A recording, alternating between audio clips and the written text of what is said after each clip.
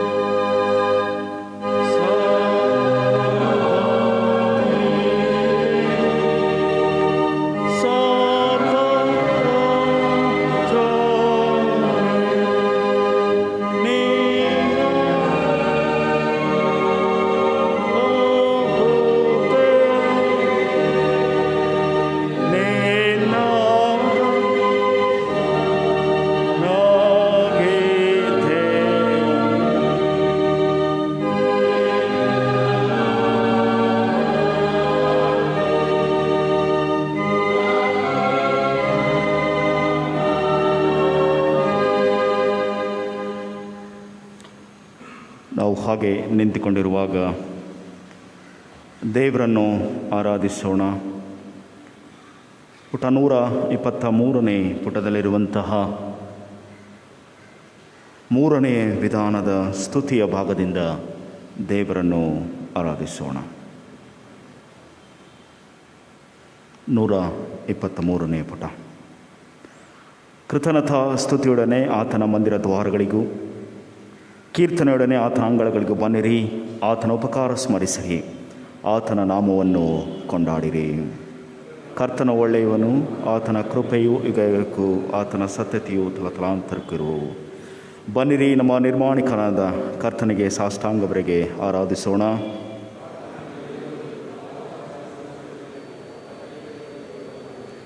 ಕರ್ತನ ಪರ್ವತವನ್ನು ಹತ್ತತಕ್ಕವನು ಯಾರು? ಆತನ ಪವಿತ್ರ ಸ್ಥಾನದಲ್ಲಿ ನಿಲ್ಲುವುದಕ್ಕೆ ಎಂಥವನು ಯೋಗ್ಯನು?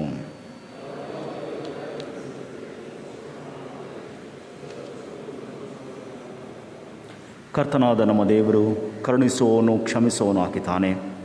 ನಾವು ಆತನಿಗೆ ತಿರುಗಿ ಬಿದ್ದವಲ್ಲ. ಕರ್ತನಾದ ನಮ್ಮ ದೇವರ ಮಾತನ್ನು ಕೇಳಲಿಲ್ಲ, ನಮಗೆ ಗೊತ್ತು ಮಾಡಿದ ಧರ್ಮ ಮಾರ್ಗದಲ್ಲಿ ನಡೆಯಲಿಲ್ಲ.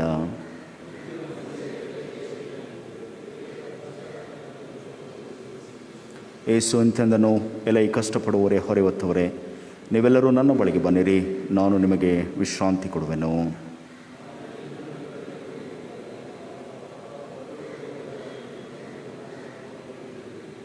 ಕರ್ತನೇ, ನನ್ನ ಶರಣನೇ, ನನ್ನ ವಿಮೋಚಕನೇ, ನನ್ನ ಮಾತುಗಳು, ನನ್ನ ಹೃದಯದ ಧ್ಯಾನವು ನಿನಗೆ ಸಮರ್ಪಕವಾಗಿರಲಿ. ಆಮೇಲೆ ದಯಮಾಡಿ ಸಭೆಯರು ಕುಳಿತುಕೊಳ್ಳುವಂತೆ ಕೇಳಿಕೊಳ್ಳುತ್ತೇನೆ. ನಾವು ದೇವರ ಸನ್ನಿಧಾನದಲ್ಲಿ ಮತ್ತೊಂದು ಬಾರಿ ಕಾಣಿಸಿಕೊಂಡು ನಮ್ಮ ಬಲಹೀನತೆಗಳನ್ನು, ನಮ್ಮ ತಪ್ಪುಗಳನ್ನು, ನಮ್ಮ ಅಪರಾಧಗಳನ್ನು ದೇವರಿಗೆ ಅರಿಕೆ ಮಾಡೋಣ. ದೇವರು ನಮ್ಮ ತಪ್ಪು ಅಪರಾಧಗಳನ್ನು ಕ್ಷಮಿಸುವಂಥವನಾಗಿದ್ದಾನೆ. ನಮಗೆ ಆತನ ಕ್ಷಮಾಪಣೆ, ಕರುಣೆಯನ್ನು, ಪ್ರೀತಿಯನ್ನು ತೋರಿಸುವಂಥವನಾಗಿದ್ದಾನೆ.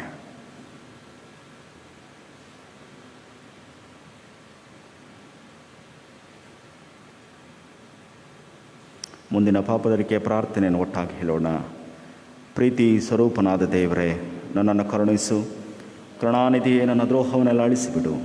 ನನ್ನ ಪಾಪವನ್ನು ಸಂಪೂರ್ಣವಾಗಿ ತೊಳೆದುಬಿಡು. ನನ್ನ ದೋಷವನ್ನು ಪರಿಹರಿಸಿ ನನ್ನನ್ನು ಶುದ್ಧಿಗೊಳಿಸು. ನಾನು ದ್ರೋಹಿ ಎಂದು ನಾನೇ ಒಪ್ಪಿಕೊಂಡಿದ್ದೇನೆ. ನನ್ನ ಪಾಪವು ಯಾವಾಗಲೂ ನನ್ನ ಮುಂದೆ ಇದೆ. ನಿನಗೆ ತಪ್ಪು ಮಾಡಿದ್ದೇನೆ.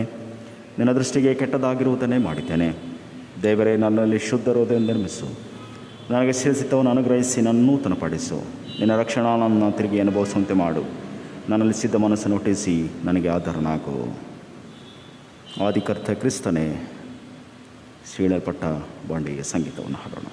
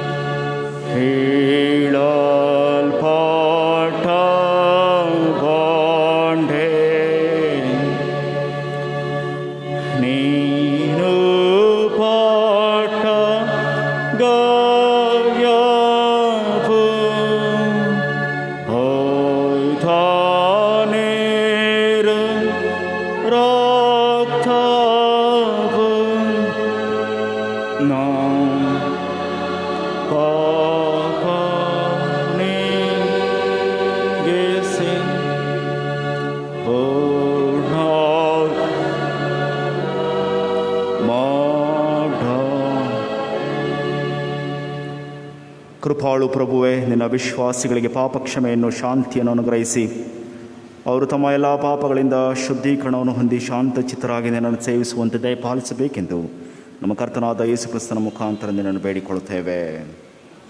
ಆಮೆನ್. ಈ ದಿವಸಕ್ಕೆ ನೇಮಕವಾದಂಥ ಬೈಬಲ್ನ ಪಾರಾಯಣಗಳನ್ನು ಕೇಳಿಸಿಕೊಳ್ಳೋಣ. ಮೊದಲನೇದಾಗಿ ಹಳೆ ಒಡಂಬಡಿಕೆಯ ಪಾರಾಯಣ, ನಂತರ ಅಪೊಸ್ತಲರ ಕೃತ್ಯಗಳಿಂದ ದೇವರ ವಾಕ್ಯವನ್ನು ಕೇಳಿಸಿಕೊಳ್ಳೋಣ.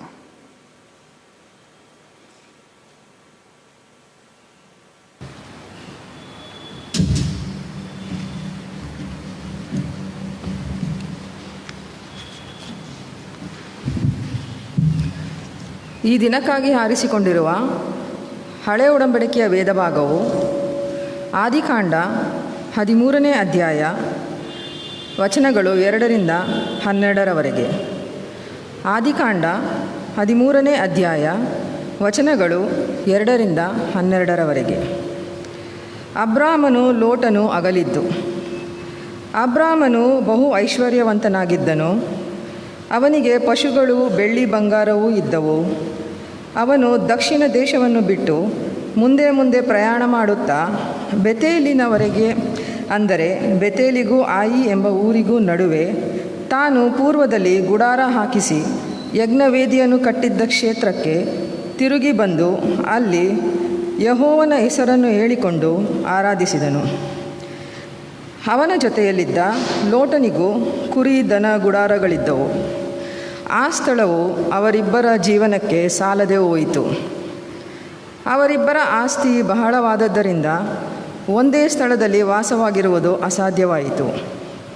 ಇದರಿಂದ ಅಬ್ರಾಮನ ದನ ಕಾಯುವವರಿಗೂ ಲೋಟನ ದನ ಕಾಯುವವರಿಗೂ ಜಗಳ ಹುಟ್ಟಿತು. ಇದಲ್ಲದೆ ಕಾನಾನ್ಯರು, ಪೆರಿಜಿಯರು ಆ ಕಾಲದಲ್ಲಿ ದೇಶದೊಳಗೆ ಇದ್ದರು. ಹೀಗಿರಲು ಅಬ್ರಾಮನು ಲೋಟನಿಗೆ, ನನಗೂ ನಿನಗೂ ನನ್ನ ದನ ಕಾಯುವವರಿಗೂ ನಿನ್ನ ದನ ಕಾಯುವವರಿಗೂ ಜಗಳವಾಗಬಾರದು. ನಾವು ಸಹೋದರರಲ್ಲವೇ? ದೇಶವೆಲ್ಲ ನಿನ್ನೆದುರಿಗೆ ಇದೆ. ದಯವಿಟ್ಟು ನನ್ನನ್ನು ಬಿಟ್ಟು ಪ್ರತ್ಯೇಕ ಹೋಗು. ನೀನು ಎಡಗಡೆಗೆ ಹೋದರೆ ನಾನು ಬಲಗಡೆಗೆ ಹೋಗುವೆನು, ನೀನು ಬಲಗಡೆಗೆ ಹೋದರೆ ನಾನು ಎಡಗಡೆಗೆ ಹೋಗುವೆನು ಎಂದು ಹೇಳಿದನು. ಲೋಟನು ಕಣ್ಣೆತ್ತಿ ನೋಡಲಾಗಿ ಯೋರ್ದಾನ್ ಹೊಳೆಯ ಸುತ್ತಲಿನ ಪ್ರದೇಶವು ಚೋಗರೂರಿನ ತನಕ ಎಲ್ಲ ಕಡೆಯಲ್ಲಿಯೂ ನೀರಾವರಿಯೂ ಸ್ಥಳವೆಂದು ತಿಳಿದುಕೊಂಡನು. ಯೆಹೋವನು ಸೊದೋಮ್ ಗೊಮೋರ ಪಟ್ಟಣಗಳನ್ನು ನಾಶ ಮಾಡುವುದಕ್ಕಿಂತ ಮುಂಚೆ ಆ ಸೀಮೆಯು ಯೆಹೋವನ ವನದಂತೆಯೂ ಐಗುಪ್ತ ದೇಶದಂತೆಯೂ ನೀರಾವರಿಯಾಗಿತ್ತು. ಆದದರಿಂದ ಲೋಟನು ಯೋರ್ದಾನ್ ಹೊಳೆಯ ಸುತ್ತಲೂ ಪ್ರದೇಶವನ್ನು ಆದುಕೊಂಡು ಮೂಡನ ಕಡೆಗೆ ಹೊರಟನು. ಹೀಗೆ ಅವರಿಬ್ಬರು ಪ್ರತ್ಯೇಕವಾದರು. ಅಬ್ರಾಮನು ಕಾನಾನ್ ದೇಶದಲ್ಲಿ ವಾಸ ಮಾಡಿದನು. ಲೋಟನು ಯೋರ್ದಾನ್ ಹೊಳೆಯ ಸುತ್ತಣ ಊರುಗಳಲ್ಲಿ ಗುಡಾರ ಹಾಕಿಸಿ ವಸತಿ ಮಾಡುತ್ತಾ ಸೊದೋಮಿಗೆ ಬಂದನು ಎಂಬುದೇ.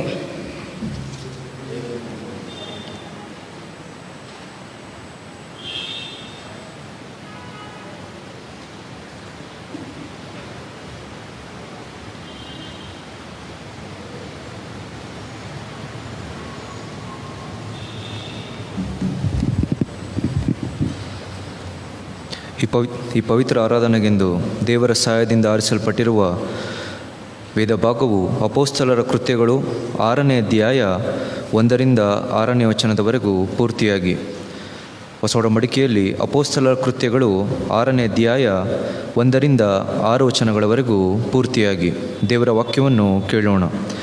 ಸಭೆಯಲ್ಲಿ ಲೌಕಿಕ ಕಾರ್ಯಗಳನ್ನು ನಡೆಸುವುದಕ್ಕೆ ಅಪೊಸ್ತಲರು 7 ಮಂದಿ ಸಹಾಯಕರನ್ನು ನೇಮಿಸಿದ್ದು. ಆ ದಿವಸಗಳಲ್ಲಿ ಶಿಷ್ಯರು ಹೆಚ್ಚುತ್ತಾ ಬರಲಾಗಿ ಅವರೊಳಗೆ ಗ್ರೀಕ್ ಭಾಷೆಯವರು ಇಬ್ರಿಯ ಭಾಷೆಯವರ ಮೇಲೆ ದಿನದಿನದ ಉಪಚಾರದಲ್ಲಿ ನಮ್ಮ ವಿಧವೆಯರನ್ನು ಸರಿಯಾಗಿ ಪರಾಂಬರಿಸುವುದಿಲ್ಲವೆಂದು ಗುಣಗುಟ್ಟಿದರು.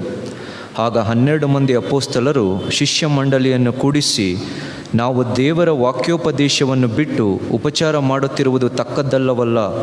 ಆದದ್ದರಿಂದ ಸಹೋದರರೇ, ಸಂಭಾವಿತರೂ ಪವಿತ್ರಾತ್ಮಭರಿತರೂ ಜ್ಞಾನ ಸಂಪನ್ನರೂ ಆಗಿರುವ 7 ಮಂದಿಯನ್ನು ನಿಮ್ಮೊಳಗಿಂದ ನೋಡಿ ಆರಿಸಿಕೊಳ್ಳಿರಿ. ಅವರನ್ನು ಈ ಕೆಲಸದ ಮೇಲೆ ನೇಮಿಸುವೆವು. ನಾವಾದರೂ ಪ್ರಾರ್ಥನೆಯನ್ನು ವಾಕ್ಯೋಪದೇಶವನ್ನು ಮಾಡುವುದರಲ್ಲಿ ನಿರತರಾಗಿರುವೆವು ಎಂದು ಹೇಳಿದರು. ಈ ಮಾತು ಸರ್ವ ಮಂಡಲಿಗೆ ಒಳ್ಳೆಯದೆಂದು ತೋಚಿತು. ಅವರು ಪವಿತ್ರಾತ್ಮ ಭರಿತನೂ ನಂಬಿಕೆಯಿಂದ ತುಂಬಿದವನೂ ಆದ ಸ್ತೇಫನನನ್ನು, ಫಿಲಿಪ, ಪ್ರಕೋರ, ನಿಕನೋರ, ತಿಮೋನ, ಪರ್ಮೇನ, ಯೆಹೂದ್ಯ, ಮತಾವಲಂಬಿಯಾದ ಅಂತಿಯೋಕ್ಯದ ನಿಕೋಲಾಯ ಎಂಬುವರನ್ನು ಆರಿಸಿಕೊಂಡು ಅಪೊಸ್ತಲರ ಮುಂದೆ ನಿಲ್ಲಿಸಿದರು. ಅಪೊಸ್ತಲರು ಪ್ರಾರ್ಥನೆ ಮಾಡಿ ಅವರ ಮೇಲೆ ಕೈಗಳನ್ನಿಟ್ಟು ನೇಮಿಸಿದರು ಎಂಬುವಂಥದ್ದೇ. ನಾವು ಎದ್ದು ನಿಂತ್ಕೊಂಡು ಸುವಾರ್ಥ ವೇದ ಭಾಗವನ್ನು ಕೇಳಿಸ್ಕೊಳ್ಳೋಣ.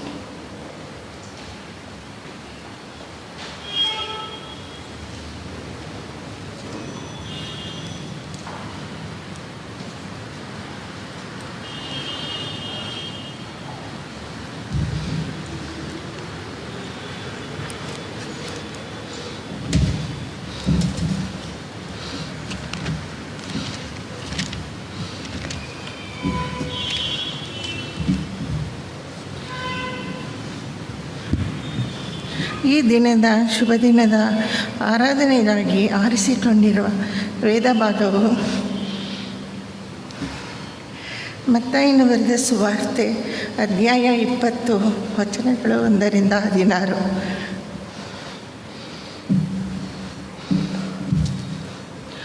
ಅದು ಹೇಗೆಂದರೆ, ಪರಲೋಕ ರಾಜ್ಯವು ಒಬ್ಬ ಮನೆಯ ಯಜಮಾನನಿಗೆ ಹೋಲಿಕೆಯಾಗಿದೆ.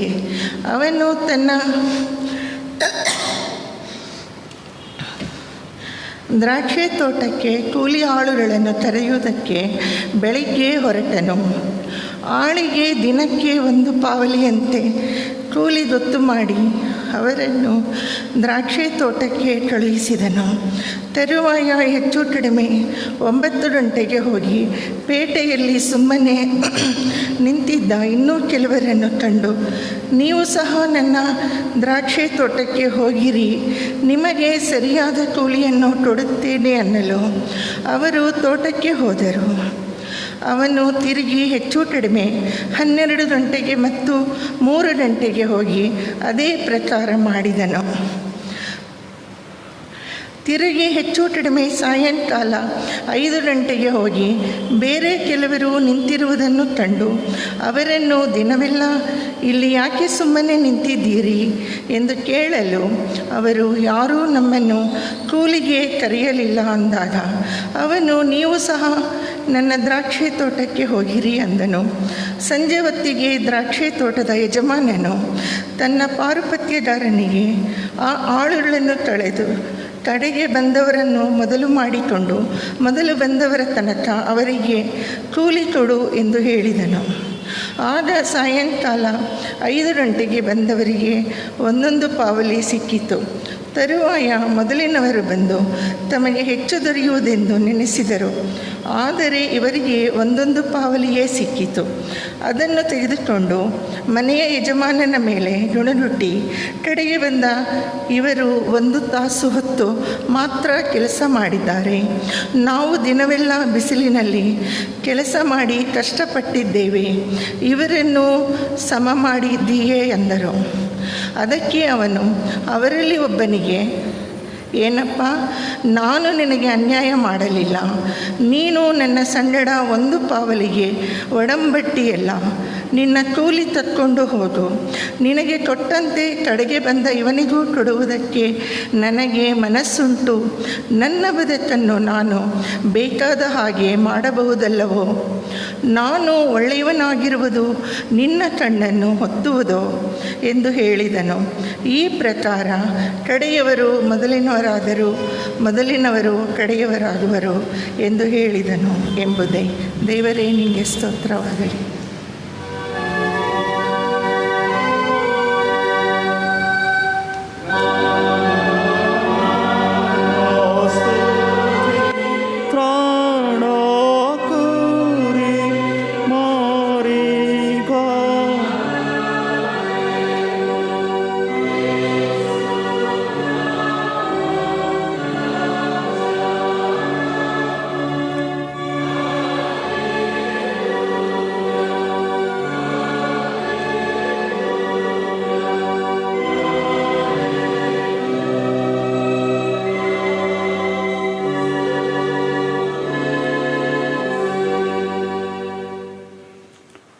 ನಾವು ಹಾಗೆ ನಿಂತುಕೊಂಡಿರುವಾಗ ಹಾಡುವ ಸಂಗೀತದಲ್ಲಿ 268ನೇ ಸಂಗೀತವನ್ನು ಹಾಡೋಣ.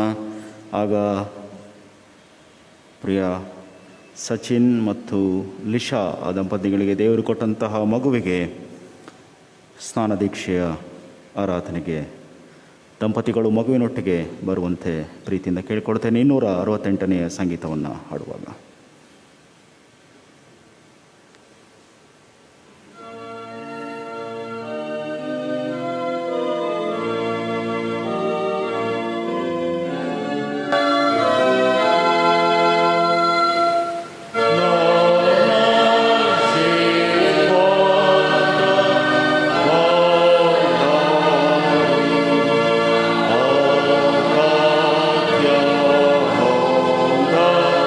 Wow.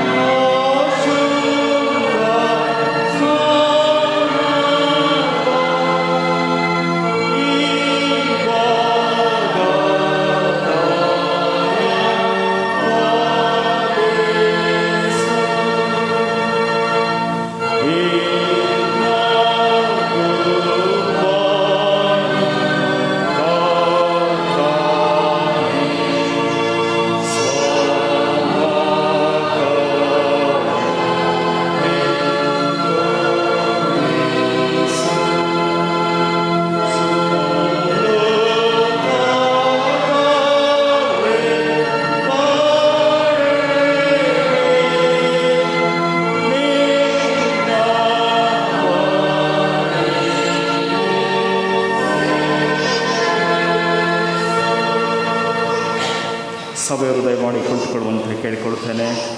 ಪುಟ 148ನೇ ಪುಟದಲ್ಲಿರುವಂಥ ಪೇಜ್ ನಂಬರ್ 148, 148ನೇ ಪುಟದಲ್ಲಿರುವಂತಹ ಪ್ರಾರ್ಥನೆಯನ್ನು ಮುಂದುವರಿಸೋಣ. ಪ್ರಿಯರೇ, ಈ ಮಗು ಕ್ರಿಸ್ತನ ಅಂಗವೆಂದು, ದೇವರ ಮಗುವೆಂದು, ಪರಲೋಕ ರಾಜ್ಯಕ್ಕೆ ಬಾಧ್ಯರೆಂದು ಮುದ್ರಿತವಾಗುವ ಹಾಗೆ ನಾವು ಆತನ ಅಪ್ಪಣೆಯ ಮೇರೆಗೆ ಈ ಮಗುವಿಗೆ ಸ್ನಾನದೀಕ್ಷೆ ಕೊಡಲು ಕೂಡಿ ಬಂದಿದ್ದೇವೆ. ಆದುದರಿಂದ ನಮ್ಮ ಕರ್ತನೂ ರಕ್ಷಕನೂ ಆಗಿರುವ ಯೇಸು ಕ್ರಿಸ್ತನ ಮಾತುಗಳನ್ನು ಕೇಳಿರಿ. ನೀವು ಹೊರಟು ಹೋಗಿ ಎಲ್ಲ ದೇಶಗಳ ಜನರನ್ನು ಶಿಷ್ಯರನ್ನಾಗಿ ಮಾಡಿರಿ. ಅವರಿಗೆ ತಂದೆಯ, ಮಗನ, ಪವಿತ್ರಾತ್ಮನ ಹೆಸರಿನಲ್ಲಿ ದೀಕ್ಷಾ ಸ್ನಾನ ಮಾಡಿಸಿರಿ. ನಾನು ನಿಮಗೆ ನಿಜ ನಿಜವಾಗಿ ಹೇಳುತ್ತೇನೆ, ಒಬ್ಬನು ನೀರಿನಿಂದಲೂ ಆತ್ಮನಿಂದಲೂ ಹುಟ್ಟದಿದ್ದರೆ ದೇವರ ರಾಜ್ಯಕ್ಕೆ ಸೇರಲಾರನು. ಶ್ರೀ ಮಾರ್ಕನು ಬರೆದ ಸುವಾರ್ತೆಯಲ್ಲಿರುವುದನ್ನು ಕೇಳಿರಿ. ಕೆಲವರು ತಮ್ಮ ಚಿಕ್ಕ ಮಕ್ಕಳನ್ನು ಯೇಸುವಿನಿಂದ ಮುಟ್ಟಿಸಬೇಕೆಂದು ಆತನ ಬಳಿಗೆ ತರಲು ಶಿಷ್ಯರು ಅವರನ್ನು ಗದರಿಸಿದರು. ಆದರೆ ಯೇಸು ಅದನ್ನು ಕಂಡು ಕೋಪಗೊಂಡು ಅವರಿಗೆ, ಮಕ್ಕಳನ್ನು ನನ್ನ ಹತ್ತಿರಕ್ಕೆ ಬರಗೊಡಿಸಿರಿ, ಅವುಗಳಿಗೆ ಅಡ್ಡಿ ಮಾಡಬೇಡಿರಿ, ದೇವರಾಜ್ಯವು ಇಂಥವರದೇ.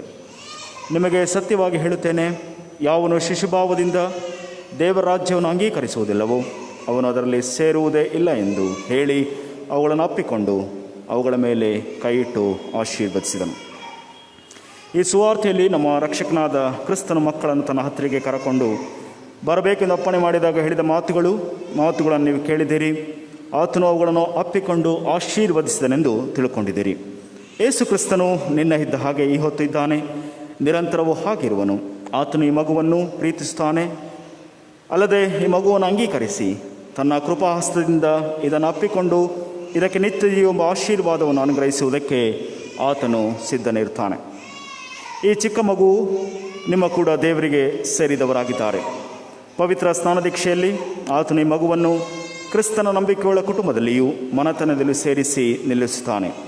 ಹೀಗೆ ಈ ಮಗು ಕ್ರಿಸ್ತನಲ್ಲಿ ಅಂಗಗಳಾಗಿಯೂ ಪರಲೋಕ ರಾಜ್ಯಕ್ಕೆ ಬಾಧ್ಯಸ್ಥರಾಗಿ ಬೆಳೆಯುವುದಕ್ಕೆ ಆಸ್ಪದವಾಗುವುದು. ದಯಮಾಡಿ ಸಭೆಯವರು ಎದು ನಿಲ್ಲುವಂತೆ ಕೇಳಿಕೊಳ್ಳುತ್ತೇನೆ. ಮಕ್ಕಳಿಗೆ ಸ್ನಾನದೀಕ್ಷೆ ಕೊಡಿಸುವರು ಆ ಸ್ನಾನದೀಕ್ಷೆಗೆ ಆಧಾರವಾದ ಕ್ರಿಸ್ತ ನಂಬಿಕೆಯನ್ನು ಒಪ್ಪಿಕೊಳ್ಳುವುದು ಮತ್ತು ಅವುಗಳನ್ನು ಕ್ರಿಸ್ತನ ಮಾರ್ಗದಲ್ಲಿ ಬಳಸುವುದಾಗಿ ಮಾತು ಕೊಡುವುದು ಅವರ ಧರ್ಮವಾಗಿದೆ. ತಂದೆ, ಕುಮಾರ, ಪವಿತ್ರಾತ್ಮನೆಂಬ ಏಕದೇವರು ನಂಬುತ್ತೀರಾ? ಹಾಗಾದರೆ ನಾವೆಲ್ಲರೂ ನಮ್ಮ ಕ್ರೈಸ್ತ ವಿಶ್ವಾಸವನ್ನು ಅರಿಕೆ ಮಾಡಿ ಅಪೋಸ್ತಲರ ವಿಶ್ವಾಸಸೂತ್ರವನ್ನು ಒಟ್ಟಾಗಿ ಅರಿಕೆ ಮಾಡೋಣ. ಪರಲೋಕ ಭೂಲೋಕಗಳನ್ನು ಸೃಷ್ಟಿಸಿದ ಸರ್ವಶಕ್ತನಾಗಿರುವ ತಂದೆಯಾದ ದೇವರು ನಂಬುತ್ತೇನೆ. ಆತನು ಏಕಕುಮಾರನಾಗಿರುವ ನಮ್ಮ ಪ್ರಭುವಾದ ಯೇಸು ಕ್ರಿಸ್ತ ನಂಬುತ್ತೇನೆ. ಈತನು ಪರಿಶುದ್ಧಾತ್ಮನಿಂದ ಕನ್ಯಾಮರ ಗರ್ಭದಲ್ಲಿ ಧರಿಸಲ್ಪಟ್ಟು ಆಕೆಯಲ್ಲಿ ಹುಟ್ಟಿ ಪೊಂತಿ ಪಿಲಾತನ ಆಧಿಪತ್ಯದಲ್ಲಿ ಶ್ರಮೆ ಹೊಂದಿ ಶಿರ್ಬೆ ಜಡೆಪಟ್ಟು ಸತ್ತು ಹೂಣಲ್ಪಟ್ಟು ಪಾತಾಳಕ್ಕಿಳಿದು 3ನೇ ದಿವಸದಲ್ಲಿ ಸತ್ತೊಳಗೆ ಎದ್ದು ಪರಲೋಕಕ್ಕೆ ಏರು ಹೋಗಿ ಸರ್ವಶಕ್ತನಾಗಿರುವ ತಂದೆಯಾದ ದೇವರ ಬಲ್ಪಾಶಲ್ಲಿ ಕೊಟ್ಟುಕೊಂಡಿರ್ತಾನೆ. ಈತನು ಅಲ್ಲಿಂದ ಬಂದು ಬದುಕಿರೋರಿಗೂ ಸತ್ತವರಿಗೂ ನ್ಯಾಯ ತೀರಿಸನೆಂಬ ನಂಬುತ್ತೇನೆ. ನಾನು ಪರಿಶುದ್ಧಾತ್ಮ ನಂಬುತ್ತೇನೆ. ಒಂದೇ ಪರಿಶುದ್ಧ ಕ್ರೈಸ್ತ ಸಭೆಯು, ಭಕ್ತರ ಅನ್ಯೋನ್ಯತೆಯು, ಪಾಪದ ಪರಿಹಾರವು, ದೇಹದ ಪುನರುತ್ಥಾನವು, ನಿತ್ಯ ಜೀವಂತೆಂಬ ನಂಬುತ್ತೇನೆ. ಆಮೆನ್. ನೀವು ದೇವರ ಸಹಾಯದಿಂದ ನಿಮ್ಮ ಕುಟುಂಬದಲ್ಲಿ ಮಗುವಿಗೆ ಕ್ರೈಸ್ತ ಸನ್ನಿವೇಶವನ್ನು ಒದಗಿಸಿಕೊಟ್ಟು ಸಭೆಯ ಆರಾಧನೆಯನ್ನು, ಬೋಧನೆಯನ್ನು ಇದಕ್ಕೆ ಅಭ್ಯಾಸ ಮಾಡಿಸಿ ಇದು ಬೆಳೆದು ತನ್ನ ರಕ್ಷಕನಾದ ಕ್ರಿಸ್ತನನ್ನು ಅರಿತುಕೊಳ್ಳುವ ಹಾಗೆ ಪ್ರಯತ್ನ ಮಾಡುತ್ತೀರಾ? ದೇವರ ಸಹಾಯದಿಂದ ಪ್ರಯತ್ನ ಮಾಡುವುದು. ಆರಾಧನಾ ಕ್ರಮ ನೋಡಿ. ಆರಾಧನಾ ಕ್ರಮ ಪುಟ 151. ಈ ಚಿಕ್ಕ ಮಗುವಿಗೆ ನೀವೇ ಅಡ್ಡಿಯಾಗದ ಹಾಗೆ ನಿಮ್ಮ ಸ್ವಂತ ಬಾಳನ್ನು ಕ್ರಮಪಡಿಸಿಕೊಳ್ಳುವ ಪ್ರಯತ್ನ ಮಾಡುತ್ತೀರಾ? ನಿಮ್ಮ ಮಗು ಪವಿತ್ರಾತ್ಮನ ಮೂಲಕ ಕ್ರಿಸ್ತ ನಂಬಿಕೆಯಲ್ಲಿ ದೃಢಗೊಂಡು ಕರ್ತನ ಭೋಜನದಲ್ಲಿ ಭಾಗಿಯಾಗಿ ದೇವರ ಸಭೆಯಲ್ಲಿ ನೆಲೆಗೊಂಡು ಲೋಕದೊಳಗೆ ಹೋಗಿ ದೇವರನ್ನು ನಂಬಿಕೆಯಿಂದ ಸೇವಿಸುವ ಹಾಗೆ ಇದನ್ನು ಮುಂದೆ ದೃಢೀಕರಣ ಹೊಂದಿ ಪೂರ್ಣ ಸಭಾಂಗಿಯಾಗಲು ಇದಕ್ಕೆ ಪ್ರೋತ್ಸಾಹ ಮಾಡುತ್ತೀರಾ? ಪ್ರಿಯರೇ, ಕ್ರಿಸ್ತನ ಸಭೆಯಲ್ಲಿ ಅಂಗಗಳಾಗುವುದಕ್ಕೆ ನೀವು ಕರೆಯಲ್ಪಟ್ಟಿದ್ದೀರಾ. ಈ ಮಗುವು ನಿಮ್ಮಲ್ಲಿರುವ ಎಲ್ಲ ಮಕ್ಕಳು ಕ್ರಿಸ್ತನ ಅರಿತುಕೊಂಡು ಪ್ರೀತಿಸುವಾಗಿ ಬೆಳೆಯುವ ಹಾಗೆ ನೀವು ನಂಬಿಗಸ್ತರಾಗಿರುವಿರಾ?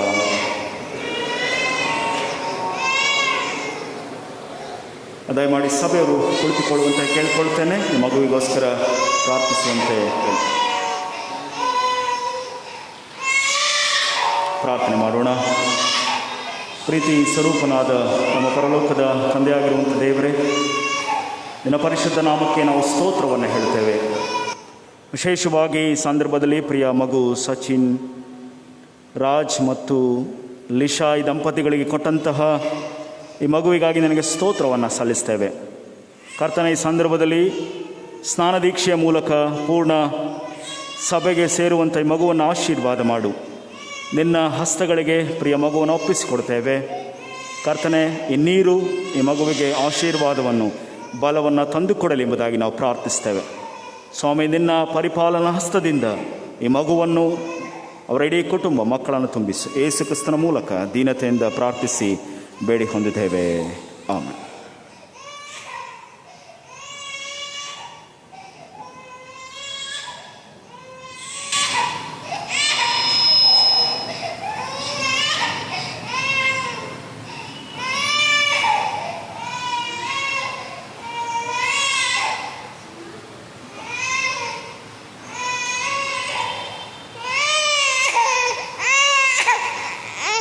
ಲೆವಿನ್ ಶಾನ್, ತಂದೆಯ, ಮಗನ, ಪವಿತ್ರಾತ್ಮನ ಹೆಸರಿನಲ್ಲಿ ನನಗೆ ಸ್ನಾನದೀಕ್ಷೆ ಕೊಡುತ್ತೇನೆ.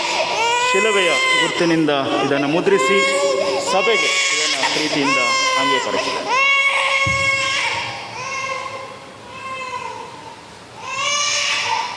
ದೇವರ ಆಶೀರ್ವಾದವನ್ನು ಹೊಂದಿಕೊಳ್ಳ್ರಿ. ನಮ್ಮ ಕರ್ತನಾದ ಯೇಸು ಕ್ರಿಸ್ತನ ಕೃಪೆ, ತಂದೆಯಾದ ದೇವರ ಪ್ರೀತಿ, ಪವಿತ್ರಾತ್ಮನ ಅನ್ಯೋನ್ಯತೆ ನಿಮ್ಮ ಸಂಗಡ ಸದಾಕಾಲವೂ ನೆಲೆಗೊಂಡಿರಲಿ. ಆಮೆನ್.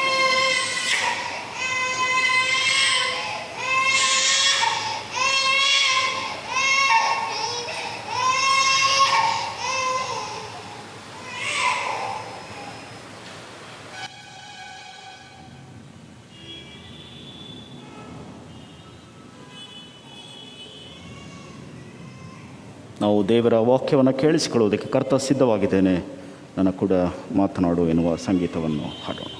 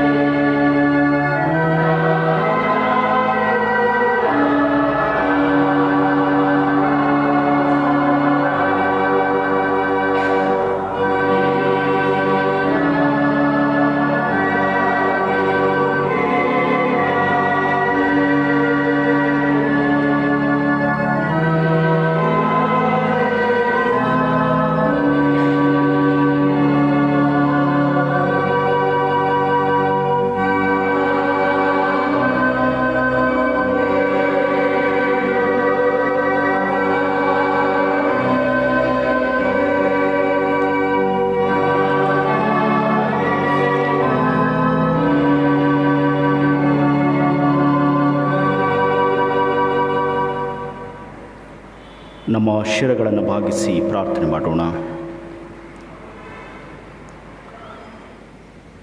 ಸ್ವಾಮಿ, ಈ ಬೆಳಗಿನ ಸಂದರ್ಭದಲ್ಲಿ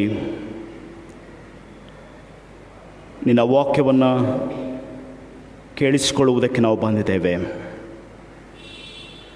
ಕಳೆದ ಎಲ್ಲ ದಿವಸಗಳಲ್ಲಿ ನಿನ್ನ ವಾಕ್ಯದ ದಾಹಕ್ಕೋಸ್ಕರ, ನಿನ್ನ ವಾಕ್ಯದ ಆಶೀರ್ವಾದಕ್ಕೋಸ್ಕರ ಬಂದಿದ್ದೇವೆ. ನಿನ್ನ ವಾಕ್ಯದ ಮೂಲಕ ನಮ್ಮ ಸಂಗಡ ಮಾತನಾಡು ಕರ್ತನೆ. ನಿನ್ನ ವಾಕ್ಯ ನಮ್ಮನ್ನು ಬಲಪಡಿಸಲಿ, ಆಶೀರ್ವದಿಸಲಿ. ನಿನ್ನ ಹಸ್ತಗಳಿಗೆ ನಮ್ಮನ್ನು ಒಪ್ಪಿಸಿಕೊಡ್ತೇವೆ.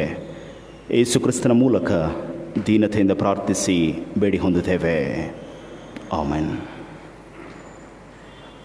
ಕರ್ತನಲ್ಲಿ ನನ್ನ ಪ್ರೀತಿಯ ಸಭೆಯವರೇ, ನಿಮ್ಮೆಲ್ಲರನ್ನು ಯೇಸು ಕ್ರಿಸ್ತನ ಪರಿಶುದ್ಧ ನಾಮದಲ್ಲಿ ಈ ಭಾನುವಾರದ ಶುಭ ವಂದನೆಗಳನ್ನು ತಿಳಿಸುತ್ತಾ, ದೇವರು ನಮ್ಮೆಲ್ಲರನ್ನು ಪರಾಂಬರಿಸಿದ್ದಾನೆ, ಆಶೀರ್ವದಿಸಿದ್ದಾನೆ, ಕಾಪಾಡಿದ್ದಾನೆ. ಅದಕ್ಕಾಗಿ ನಾವು ದೇವರಿಗೆ ಸ್ತೋತ್ರ ಹೇಳೋಣ. ಹಾಗಾದರೆ ಈ ಭಾನುವಾರದಲ್ಲಿ ದೇವರ ವಾಕ್ಯ ನಮಗೆ ಕೊಡುವಂತಹ ಸಂದೇಶ ಏನು? ದೇವರು ವಾಕ್ಯದ ಮೂಲಕ ಯಾವ ರೀತಿಯಲ್ಲಿ ಈ ದಿವಸ ನಮ್ಮ ಸಂಗಡ ಮಾತನಾಡಲಿದ್ದಾನೆ ಎನ್ನುವಂಥದ್ದನ್ನು ಆಲೋಚನೆ ಮಾಡೋಣ. ಈ ದಿವಸದ ಮುಖ್ಯ ಪ್ರಸ್ತಾಪ ಪೀಸ್ ಆ್ಯಂಡ್ ಕಾನ್ಫ್ಲಿಕ್ಟ್ ರೆಸಲ್ಯೂಷನ್ ಎನ್ನುವಂತಹ ಒಂದು ವಿಷಯ.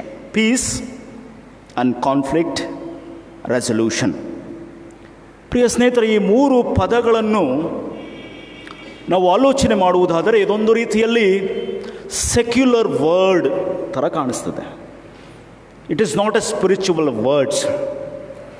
ಪೀಸ್ ಎನ್ನುವಂಥದ್ದು ಬಹುಶಃ ಆಧ್ಯಾತ್ಮಿಕವಾದಂಥ ಒಂದು ಪದ ಇರಬಹುದು. ಆದರೆ ಕಾನ್ಫ್ಲಿಕ್ಟ್ ರೆಸಲ್ಯೂಷನ್ ಎನ್ನುವಂಥ ಈ ಪದಗಳು ಒಂದು ರೀತಿಯಲ್ಲಿ ಜಾತ್ಯತೀತವಾದ ಸೆಕ್ಯುಲರ್ ಪದಗಳಾಗಿ ನಮಗೆ ಕಾಣಿಸ್ತದೆ. ಹಾಗಾದರೆ ಈ ಪದಗಳ ಅರ್ಥ ಏನು ಮತ್ತು ಈ ಪದಗಳ ಮೂಲಕ ದೇವರ ವಾಕ್ಯ ನಮ್ಮ ಸಂಗಡ ಏನು ಮಾತನಾಡ್ತದೆ ಎನ್ನುವಂಥದ್ದು ಬಹಳ ಮುಖ್ಯ.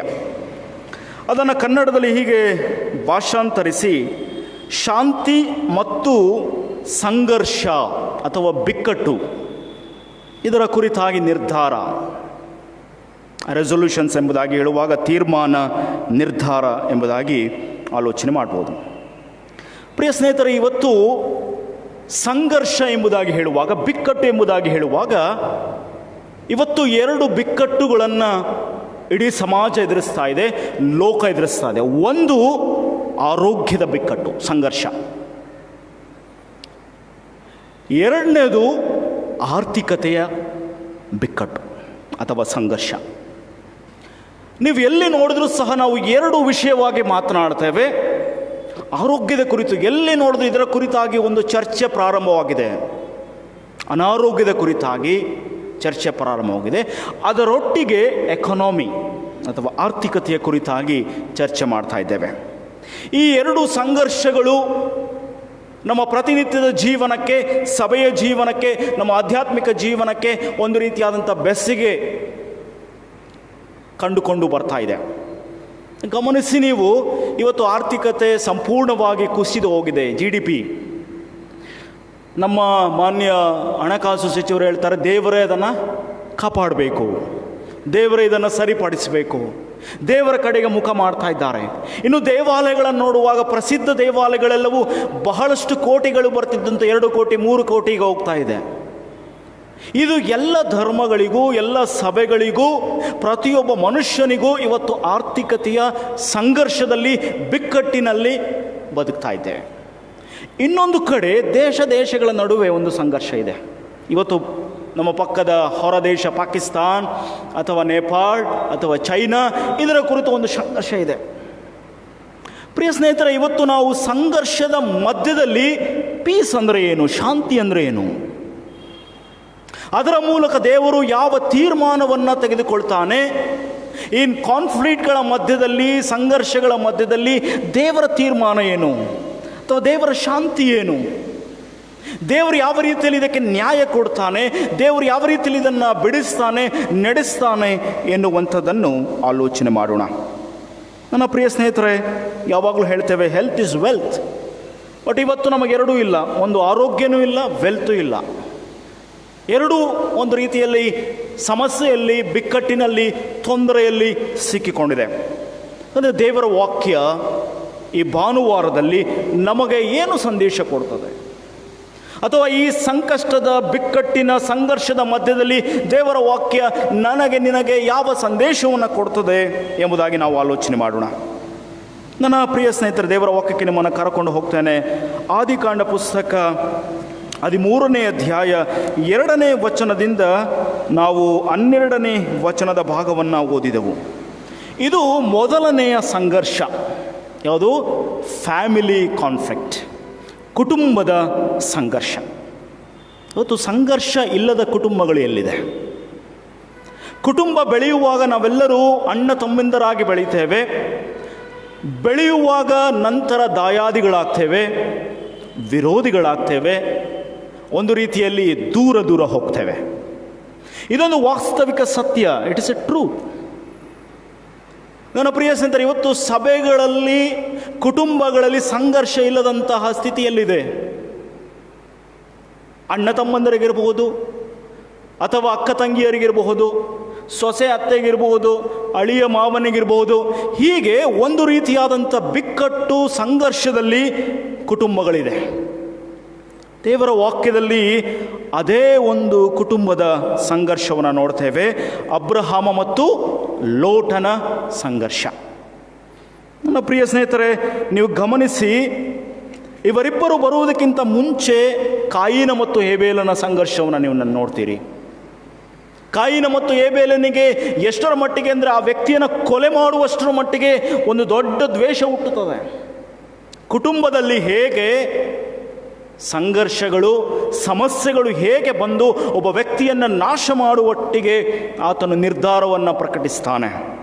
ಅದಾದ ಮೇಲೆ ನಮಗೆ ಸಿಕ್ಕುವಂತಹ ಅಣ್ಣ ತಮ್ಮಂದಿರು ಅಂತ ಹೇಳಿದ್ರೆ ಇವರು. ಲೋಟ ಅಬ್ರಹಾಮನ ತಮ್ಮನ ಮಗ. ಹಾಗಾಗಿ ಒಂದು ರೀತಿಯಲ್ಲಿ ಮಗನ ಸ್ಥಾನವನ್ನು ಆತನಿಗೆ ಕೊಟ್ಟಿದ್ದಾನೆ. ಆದರೆ ಅವರಿಬ್ಬರಿಗೆ ಸಮಸ್ಯೆ ತಲೆದೋರ್ತದೆ. ನನ್ನ ಪ್ರಿಯ ಸ್ನೇಹಿತರೆ, ಹಾಗಾದರೆ ಸಂಘರ್ಷ ಯಾಕೆ ಬರ್ತದೆ? ಎಲ್ಲಿ ಸಮಸ್ಯೆಗಳು ಬರ್ತದೆ ಅಂತ ಹೇಳಿದ್ರೆ, ನಾವು ಬಡವರಾಗಿದ್ದಾಗ ಸಮಸ್ಯೆ ಬರೋದಿಲ್ಲ. ಯಾವಾಗ ನಾವು ಶ್ರೀಮಂತರಾಗ್ತೇವೋ ಅಲ್ಲಿ ಅಪಾಯಗಳು ಬರ್ತವೆ. ನೋಡಿ, ಬಡವರ ಮನೆಗಳಲ್ಲಿ ಆಸ್ತಿಗೆ ಸಮಸ್ಯೆಗಳಿರೋದಿಲ್ಲ, ಶ್ರೀಮಂತರ ಮನೆಗಳಲ್ಲಿ ಆಸ್ತಿಗೆ ಸಮಸ್ಯೆಗಳು ಜಾಸ್ತಿ.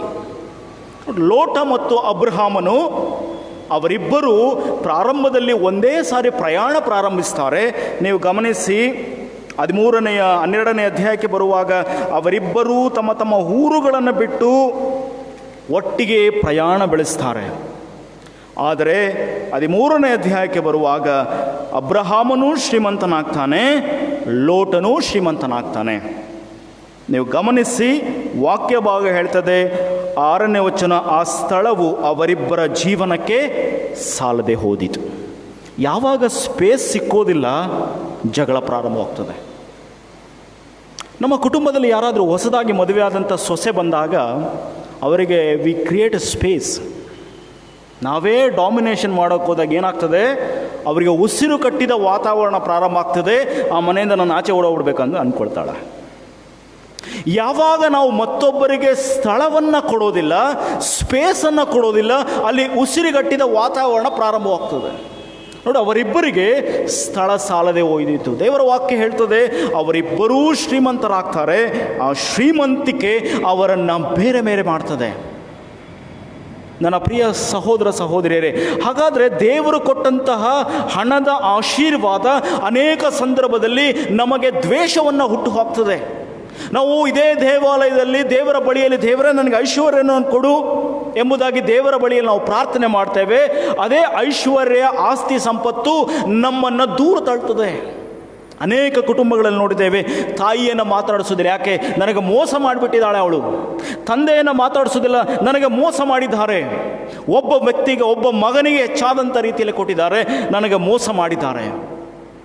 ತಂದೆ ತಾಯಿಗಳನ್ನು ಕೊನೆಗೆ ನೋಡಿಕೊಳ್ಳಲಾಗದಂಥ ಪರಿಸ್ಥಿತಿಯಲ್ಲಿ ಕುಟುಂಬ ಜೀವನಗಳು ಸಾಗ್ತಾ ಇದೆ. ಹಾಗಾದರೆ ಸಂಘರ್ಷ ಎಲ್ಲಿದೆ? ಲೋಕದಲ್ಲಿಲ್ಲ, ನಮ್ಮ ಕುಟುಂಬದ ಮಧ್ಯದಲ್ಲಿ ತಿಕ್ಕಾಟ, ನಮ್ಮ ಕುಟುಂಬಗಳ ಮಧ್ಯದಲ್ಲಿ ಒಡನಾಟ, ಆಸ್ತಿಯ ವಿಚಾರ ಬಂದಾಗ ಎಂತಹ ಸ್ನೇಹಿತನೂ ಸಹ, ಎಂಥ ಕುಟುಂಬದಲ್ಲಿ ಒಟ್ಟಿಗೆ ಬೆಳೆದವರು ಸಹ ಒಂದು ರೀತಿಯಲ್ಲಿ ಆಲೋಚನೆ ಮಾಡ್ತೇವೆ.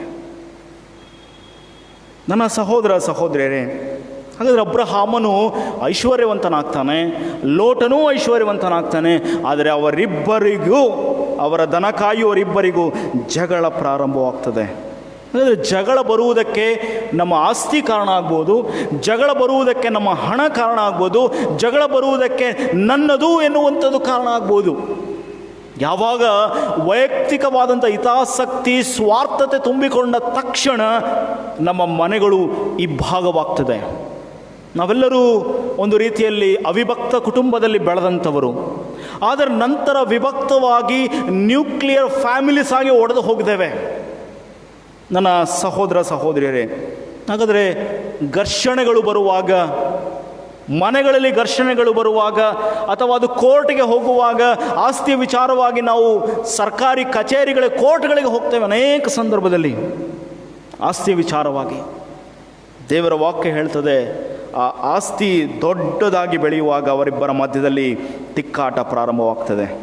ಆದರೆ ಒಂದು ಗಮನಿಸಿ, ಯಾವಾಗ ಘರ್ಷಣೆ ಇರ್ತದೋ ಆಗ ಅವಕಾಶಗಳನ್ನು ದೇವರು ತೆರೆದಿಡ್ತಾನೆ. ಅನೇಕ ಸಂದರ್ಭದಲ್ಲಿ ಈ ಒಂದು ಘರ್ಷಣೆಗೆ, ಈ ಒಂದು ಬಿಕ್ಕಟ್ಟಿಗೆ ಪರಿಹಾರವೇ ಇಲ್ಲ ಎನ್ನುವಂಥದ್ದನ್ನು ನಾವು ನಿರ್ಧಾರ ಮಾಡಿಬಿಡ್ತೇವೆ. ಇಲ್ಲ, ಪರಿಹಾರ ಇಲ್ಲ.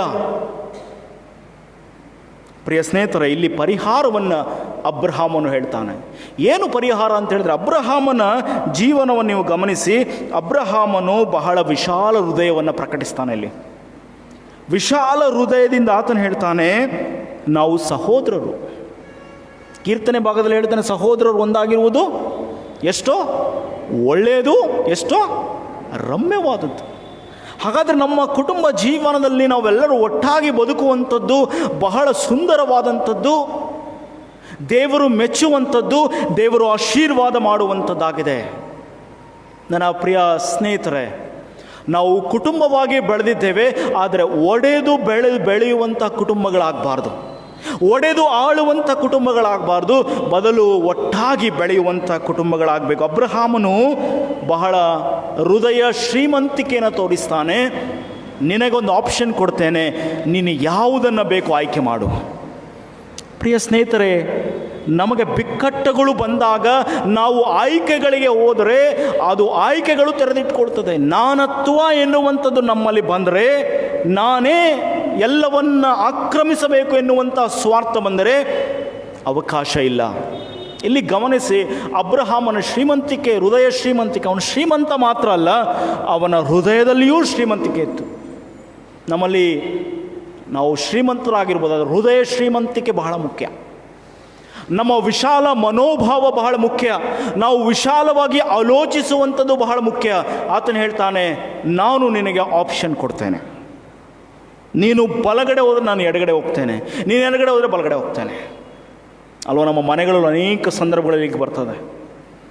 ಈ ಥರ ಆಪ್ಷನ್ ಬರುವಾಗ ನೀನು ಫಸ್ಟ್ ಫ್ಲೋರ್ ಬೇಕಾ, ಸೆಕೆಂಡ್ ಫ್ಲೋರ್ ಬೇಕಾ, ಇದು ನಿನಗೆ ಬೇಕಾ, ಗ್ರೌಂಡ್ ಫ್ಲೋರ್ ಬೇಕಾ, ಯಾವ ಫ್ಲೋರ್ ಬೇಕು? Choice is yours. ಅನೇಕರು ಹೇಳ್ಬೋದು, ಚಿಕ್ಕ ಮಕ್ಕಳಿಗೆ ದೊಡ್ಡ ಮನೆ, ದೊಡ್ಡವರಿಗೆ ಸ್ವಲ್ಪ ಚಿಕ್ಕ ಮನೆ. ಇದೆಲ್ಲ ಲೋಕದ ಆಲೋಚನೆಗಳಿಂದ ಬರುವಂಥದ್ದು. ಆದರೆ ಅಬ್ರಹಾಮನು ಹೇಳ್ತಾನೆ, ನಾನು ನಿನಗೆ ಆಪ್ಷನ್ ಕೊಡ್ತೇನೆ. ಬಲಗಡೆ ಹೋದರೆ ನಾನು ಎಡಗಡೆ ಹೋಗ್ತೇನೆ, ಎಡಗಡೆ ಹೋದರೆ ನಾನು ಬಲಗಡೆ ಹೋಗ್ತೇನೆ ಎನ್ನುವಂಥ ಮಾತನ್ನು ಹೇಳ್ತಾನೆ. ನನ್ನ ಪ್ರಿಯ ಸ್ನೇಹಿತರೆ, ನಮ್ಮಲ್ಲಿ ಬಿಕ್ಕಟ್ಟುಗಳು ನಿವಾರಣೆ ಆಗಬೇಕಾದ್ರೆ ನಮ್ಮಲ್ಲಿ ವಿಶಾಲವಾದಂಥ ಮನಸ್ಸು ಬಂದಾಗ ಮಾತ್ರ ಅಲ್ಲಿ ಶಾಂತಿ ನೆಲೆಸ್ತದೆ.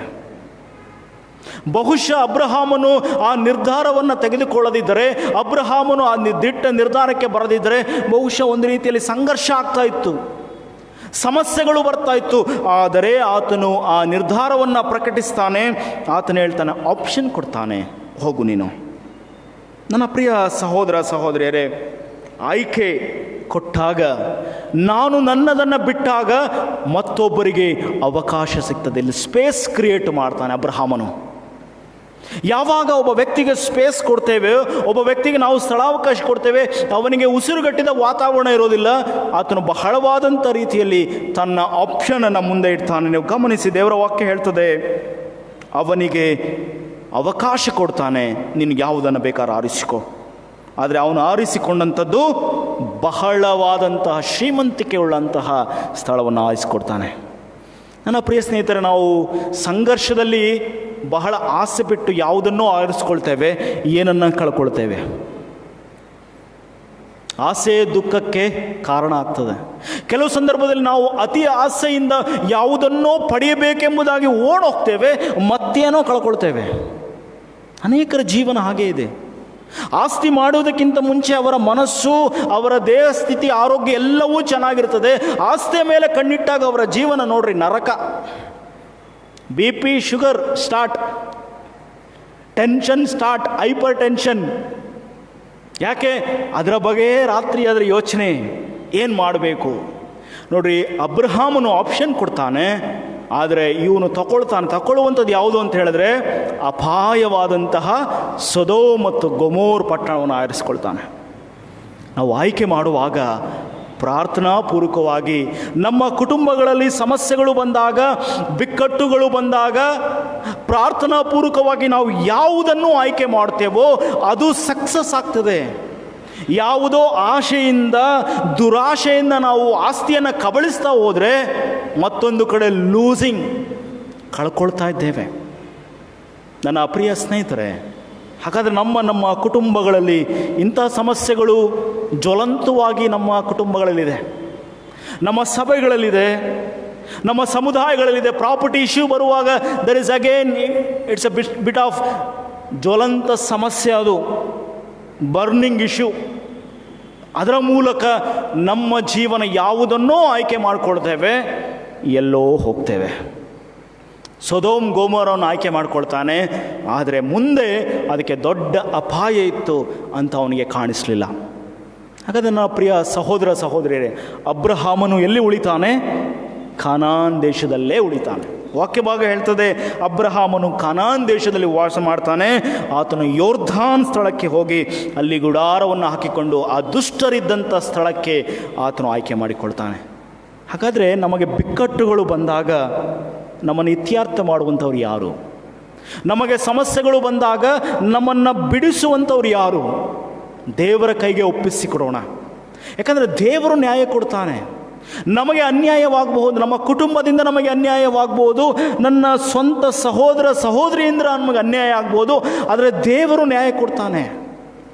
ಅಬ್ರಹಾಮನಿಗೆ ಕಾನಾನ್ ದೇಶಕ್ಕೆ ಕೊಡ್ತಾನೆ, ಆದರೆ ಆತನು ಸೊದೋಮ್ ಗೋಮೋರಿಗೆ ಹೋಗ್ತಾನೆ. ಹಾಗಾದರೆ ಕುಟುಂಬದ ಸಂಘರ್ಷ.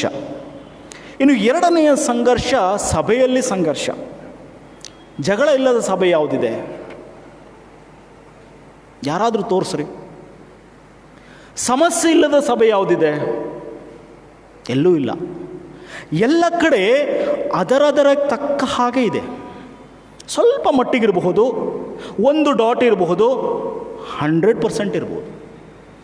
ಆದರೆ ಬಿಕ್ಕಟ್ಟು ಇಲ್ಲದಂತಹ ಸಭೆಗಳು ಯಾವುದೂ ಇಲ್ಲ. ನಾವು ಹೆಮ್ಮೆಯಿಂದ ಹೇಳುವ ನಮ್ಮ ಚರ್ಚಲ್ಲಿ ಏನು ಗಲಾಟೆ ಇಲ್ಲ ಅಂಥೇಳಿ.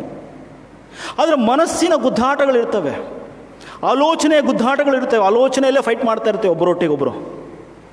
ಮಾತುಗಳಲ್ಲಿ ಫೈಟ್ ಮಾಡದಿದ್ದರೂ ನಮ್ಮ ಆಲೋಚನೆಗಳಿಗೆ ಒಬ್ಬರು ಹೊಡಿತಾ ಇರ್ತೇವೆ. ನಮ್ಮ ಥಾಟ್ಸಲ್ಲೇ ಒಬ್ಬರನ್ನ ಹಾಳು ಮಾಡ್ತಾ ಇರ್ತೇವೆ.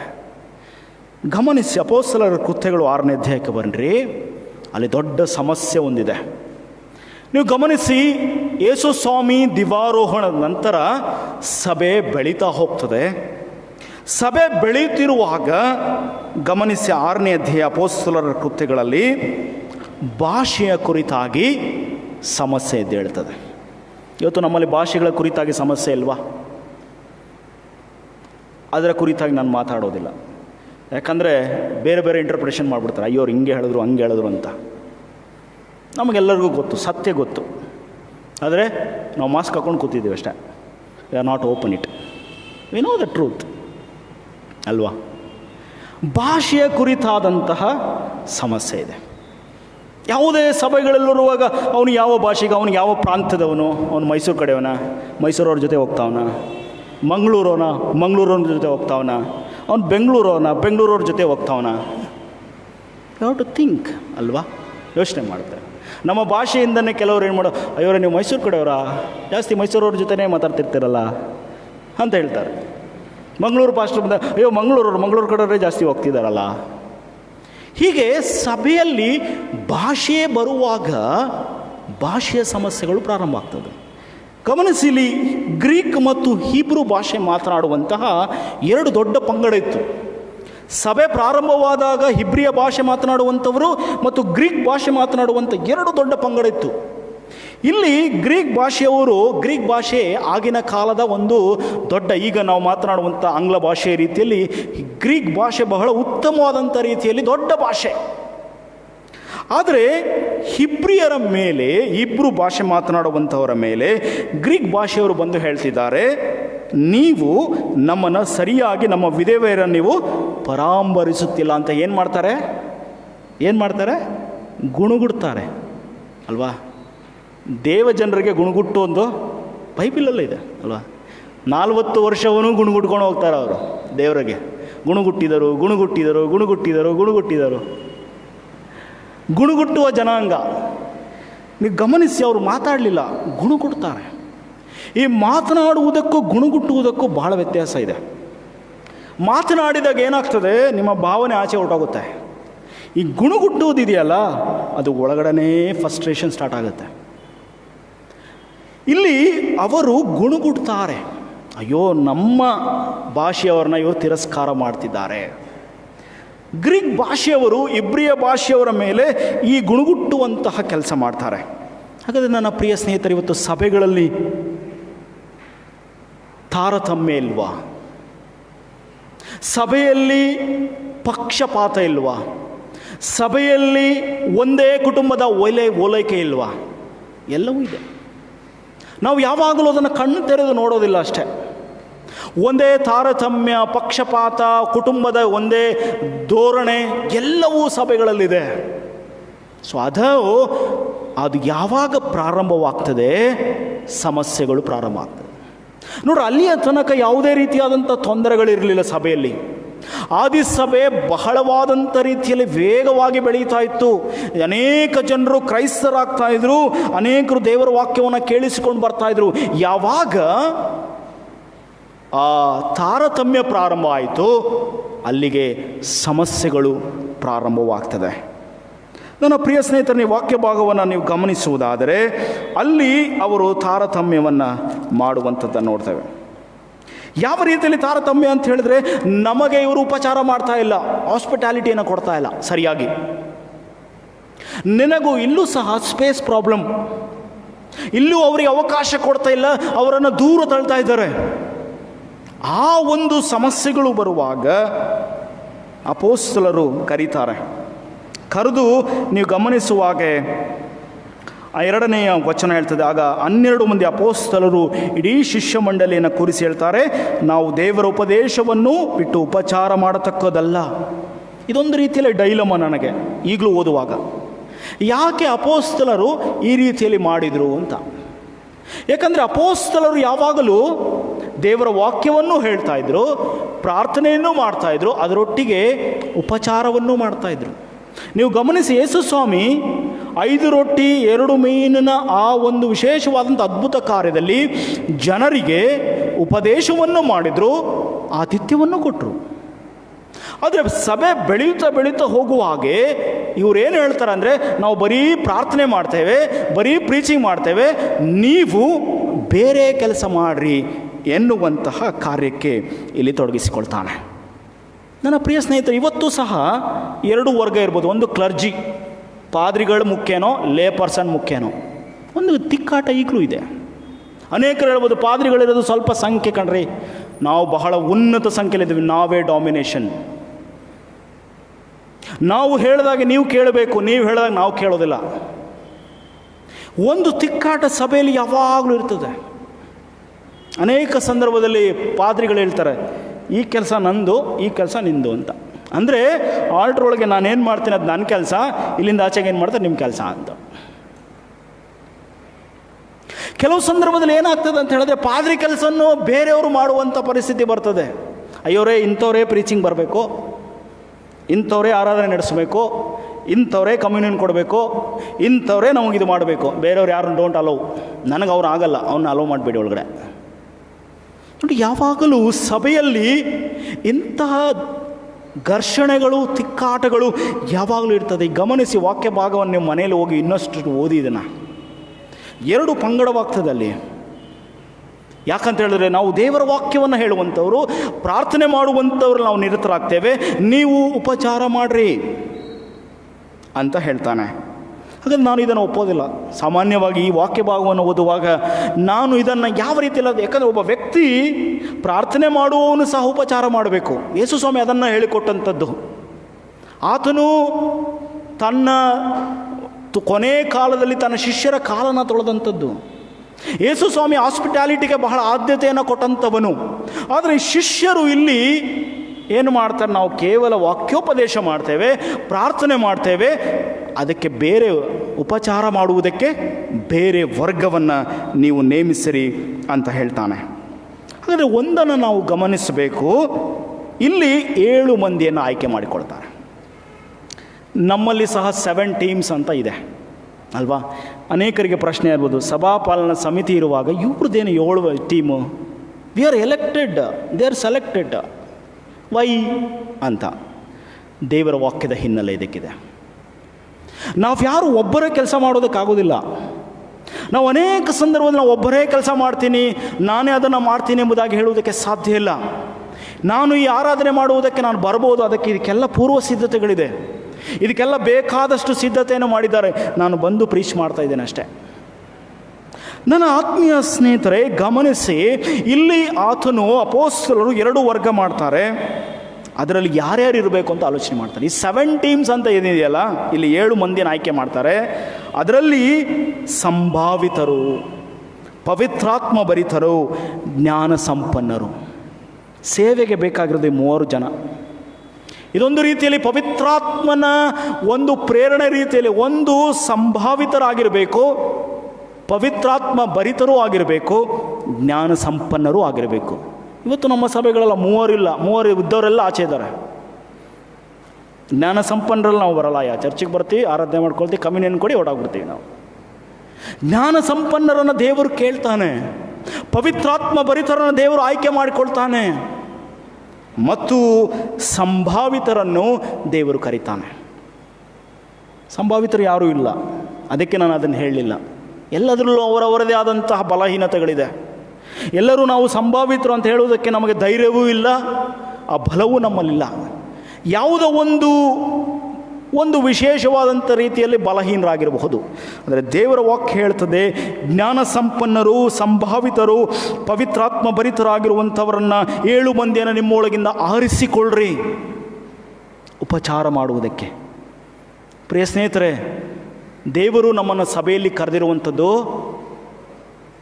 ಹಿಂಗೆ ಹಾಕ್ಕೊಳ್ಳೋದಕ್ಕಲ್ಲ, ತೊಳೆಯೋದಕ್ಕೆ ನಮ್ಮನ್ನು. ಅಂದರೆ ಸೇವೆಗೆ ನಮ್ಮನ್ನು ಕರೆದಿರುವಂಥದ್ದು ನಮ್ಮನ್ನು ಗುರುತಿಸುವುದಕ್ಕಲ್ಲ, ಮತ್ತೊಬ್ಬರನ್ನೂ ಗುರುತಿಸುವುದಕ್ಕೆ. There is a difference. ನಾವು ಅನೇಕ ಸಂದರ್ಭದಲ್ಲಿ ನನ್ನನ್ನು ಗುರುತಿಸಿ ಅಂತ ಹೇಳ್ಬೋದು. ದೇವರು ಹೇಳ್ತಾನೆ, ಯು ಐಡೆಂಟಿಫೈ ಅದರ್ ಥಿಂಗ್ಸ್. ನೀವು ಬೇರೆಯವರನ್ನು ಗುರುತು ಹಿಡಿ, ಬೇರೆಯವರನ್ನು ನೀನು ಎತ್ತಿಡಿ, ಆಗ ಸಂಘರ್ಷಗಳು ಬರೋದಿಲ್ಲ, ಬಿಕ್ಕಟ್ಟುಗಳು ಬರೋದಿಲ್ಲ. ಯಾವಾಗ ನಾವು ತಾರತಮ್ಯ ಮಾಡ್ತೇವೋ, ಒಬ್ಬರಿಗೆ ನಾವು ಮನ್ನಣೆ ಕೊಡ್ತೇವೋ, ಒಬ್ಬರನ್ನೇ ನಾವು ಏಕಾಧಿಪತ್ಯ ಮಾಡ್ತೇವೋ, ಆಗ ಸಮಸ್ಯೆಗಳು ಬರ್ತದೆ ಅಂತ ಹೇಳ್ತಾನೆ. ನಾನು ಹೇಳ್ತಾ ಇಲ್ಲಪ್ಪ, ದೇವರು ವಾಕ್ಯ ಹೇಳ್ತಿದ್ದೆ. ಯಾಕಂತ ಹೇಳಿದ್ರೆ, ನೀವು ಗಮನಿಸಿ, ನೀವು ಆರಿಸಿಕೊಳ್ಳ್ರಿ. ಪ್ರಿಯ ಸ್ನೇಹಿತರೆ, ಸಭೆಯಲ್ಲಿ ಬಿಕ್ಕಟ್ಟುಗಳು ಹೊರಗೆ ಹೋಗಬೇಕಾದ್ರೆ ಯು ಐಡೆಂಟಿಫೈ ಸಮ್ವನ್. ಯಾರಾದರೂ ನೀನು ಆಯ್ಕೆ ಮಾಡು. ನಾವು ಕೆಲವು ಸಂದರ್ಭದಲ್ಲಿ ಯಾರಾದರೂ ಅಯ್ಯೋ ಅವ್ನು ಕಮಿಟಿ ಮೆಂಬರ್, ಅವ್ರು ಯಾಕೆ ಮುಂದೆ ಕೆಲಸ ಮಾಡ್ತಾವ್ರೆ? ನಾನು ಹೇಳೋದು, is a member of our church. First ಅವ್ರ ಸಭೆಯ ಒಬ್ಬ ವ್ಯಕ್ತಿ. ನೋಡಿರಿ, ನಾವು ಹೆಂಗೆ ಡಿಫ್ರೆನ್ಷಿಯೇಷನ್ ಮಾಡಿಬಿಡ್ತೀವಲ್ಲ ಅವ್ರನ್ನ ಇಮಿಡಿಯೇಟಾಗಿ. ಅವ್ರ ಮೆಂಬರ್ ಅಲ್ಲ, ಅವ್ರನ್ನ ಯಾಕೆ ಬಂದಿಲ್ಲಿ ಕೆಲಸ ಮಾಡಿಸ್ತಿದ್ದೀರಾ ಅವ್ರ ಹತ್ರ? ನೀವು ಯಾಕೆ ಅವರನ್ನು ಕರೆದೆಲ್ಲ ಕೂತ್ಕೊಂಡು ಮಾತಾಡಿಸ್ತಾ ಇದ್ದೀರಾ? ನೋ ಸ್ನೇಹಿತರೆ, ದೇವರ ವಾಕ್ಯ ಹೇಳುವಂಥದ್ದು, ಆರಿಸಿಕೋ, ಅವರ ಮೂಲಕ ಸೇವೆ ಮಾಡು.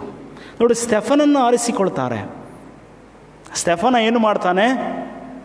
ದೇವರ ವಾಕ್ಯವನ್ನು ಸಾರ್ತಾನೆ. ಆಮೇಲೆ ನೀವು ಗಮನಿಸಿ, 8ನೇ ವಚನಕ್ಕೆ ಬರುವಾಗ, ಸ್ಟೆಫನನು ದೇವರ ಕೃಪೆಯಿಂದ ಬಲದಿಂದ ತುಂಬಿದವನಾಗಿ ಅದ್ಭುತ ಕೃತ್ಯಗಳನ್ನು, ಸೂಚಕ ಕಾರ್ಯಗಳನ್ನು ಮಾಡ್ತಾನೆ.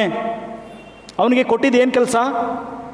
ನೀನು ಹಾಸ್ಪಿಟಾಲಿಟಿ ಮಾಡು. ಆದರೆ ದೇವರ ವಾಕ್ಯವನ್ನು ಸಾರ್ತಾನು, ದೇವರ ವಾಕ್ಯ ಸುವಾರ್ತೆಯನ್ನು ಸಾರ್ತಾನೆ.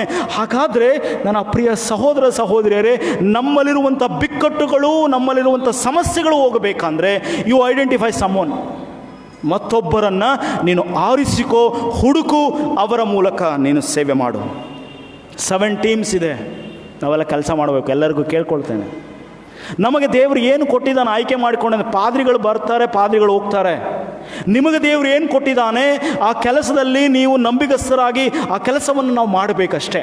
ದೇವರು ನನಗೆ ಯಾಕೆ ಕೊಟ್ಟಿದ್ದಾನೆ, ಯಾಕೆ ದೇವರು ನನ್ನನ್ನು ಕರೆದಿದ್ದಾನೆ, ಆ ಕೆಲಸವನ್ನು ನಾನು ಕ್ರಮಬದ್ಧವಾದಂಥ ರೀತಿಯಲ್ಲಿ ಮಾಡಿದಾಗ ಸಭೆಯಲ್ಲಿ ಬಿಕ್ಕಟ್ಟಿರೋದಿಲ್ಲ.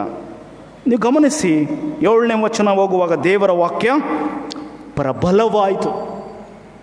ನಮ್ಮಲ್ಲಿ ದೇವರ ವಾಕ್ಯ ಪ್ರಬಲವಾಗಬೇಕೇ ಹೊರತು ಅಧಿಕಾರ ಪ್ರಬಲವಾಗಬಾರ್ದು. ಸಭೆಯಲ್ಲಿ ಬಿಕ್ಕಟ್ಟುಗಳು ಯಾವಾಗ ಜಾಸ್ತಿ ಆಗ್ತದೆ ಅಂತ ಹೇಳಿದ್ರೆ, ಅಧಿಕಾರ ಪ್ರಬಲವಾದಾಗ, ಸ್ವಾರ್ಥತೆ ಪ್ರಬಲವಾದಾಗ ನಮ್ಮಲ್ಲಿ ದೇವರ ವಾಕ್ಯ ಪ್ರಬಲತೆ ಕಳ್ಕೊಳ್ತದೆ. ದೇವರ ವಾಕ್ಯ ಪ್ರಬಲವಾಗಬೇಕಾದ್ರೆ ಸಭೆಯಲ್ಲಿ ನಾವು ಐಡೆಂಟಿಫೈ ಸಮ್ವನ್, ಗುರುತಿಸು, ಸೇವೆಗೆ ಅವಕಾಶ ಕೊಡು. ಪ್ರಿಯ ಸ್ನೇಹಿತರೆ, ನಿಮ್ಮೆಲ್ಲರಿಗೂ ಸೇವೆ ಮಾಡೋಕ್ಕೆ ಅವಕಾಶ ಇದೆ.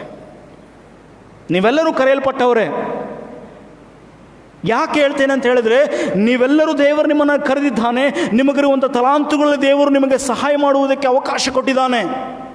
ದೇವರು ನಿಮ್ಮನ್ನು ಕರೆದಿರುವಾಗ ನಾನು ಮತ್ತೊಬ್ಬರು ತಡೆಯುವುದಕ್ಕೆ ಸಾಧ್ಯ ಇಲ್ಲ.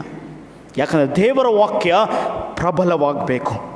ಅಂದರೆ ಸಭೆಯಲ್ಲಿ ಬಿಕ್ಕಟ್ಟುಗಳು ಬಂದಾಗ ನಮಗೆ ವಾಕ್ಯ ಪ್ರಬಲವಾಗಿ ಬೆಳಿಬೇಕು. ಯಾವಾಗ ನಮ್ಮ ವಾಕ್ಯದಲ್ಲಿ ನಾವು ಪ್ರಬಲವಾಗಿರೋದಿಲ್ಲ, ಬೇರೆಯ ಸೈತಾನನ ಶಕ್ತಿಗಳು ಪ್ರಬಲವಾಗಿ ನಮ್ಮನ್ನು, ನಮ್ಮ ಸಭೆಯನ್ನು, ನಮ್ಮ ಅಸ್ತಿತ್ವವನ್ನು ತೆಗೆದುಹಾಕ್ತದೆ. ಇನ್ನು ಮೂರನೇದಾಗಿ, ಕೊನೆಯದಾಗಿ ಹೇಳ್ತೇನೆ, ದೇವರ ಶಾಂತಿ. ನೋಡ್ರಿ, ದೇವರು ಕೊನೆಗೆ ಈ ಎಲ್ಲ ಬಿಕ್ಕಟ್ಟುಗಳ ಮಧ್ಯದಲ್ಲಿ ದೇವರು ಒಂದು ಶಾಂತಿಯ ಮಂತ್ರವನ್ನು ಹೇಳ್ತಾನೆ. ಮತ್ತಾಯನ ಸುವಾರ್ತೆ 20ನೇ ಅಧ್ಯಾಯ ಮೊದಲ 16 ವಚನದಲ್ಲಿ ಆತನು ಹೇಳುವಂಥದ್ದು ಏನಂತ ಹೇಳಿದ್ರೆ, ಗಮನಿಸಿದನ್ನು ನಿಮ್ಗೆ ಓದುವಾಗ ಡಿಸ್ಟರ್ಬ್ ಆಗುತ್ತೆ ಈ ವಾಕ್ಯ ಭಾಗ. ಯಾಕೆ ಹೇಳ್ರಿ? 5 ಗಂಟೆನೂ ಬಂದವನಿಗೂ ಒಂದೇ ಕೂಲಿ, ಬೆಳಗ್ಗೆ ಬಂದವನಿಗೂ ಒಂದೇ ಕೂಲಿ. ಒಪ್ಪೋದು ಇಲ್ಲ ಇದಲ್ಲ ಅಲ್ವಾ? ಇದು ಒಪ್ಪೋದು ಸಾಧ್ಯನೇ ಇಲ್ಲ. ಇವತ್ತು ಲೋಕದಲ್ಲಿ ಇದನ್ನು ಒಪ್ಪೋದಕ್ಕೆ ಸಾಧ್ಯನೇ ಇಲ್ಲ ಅಲ್ವಾ? ನೀವು 1 ತಿಂಗಳೆಲ್ಲ ಕೆಲಸ ಮಾಡಿರ್ತೀರಿ, ನಿಮಗೆ ಒಂದು 50,000 ಪ್ಯಾಕೇಜ್ ಕೊಡ್ತಾರೆ.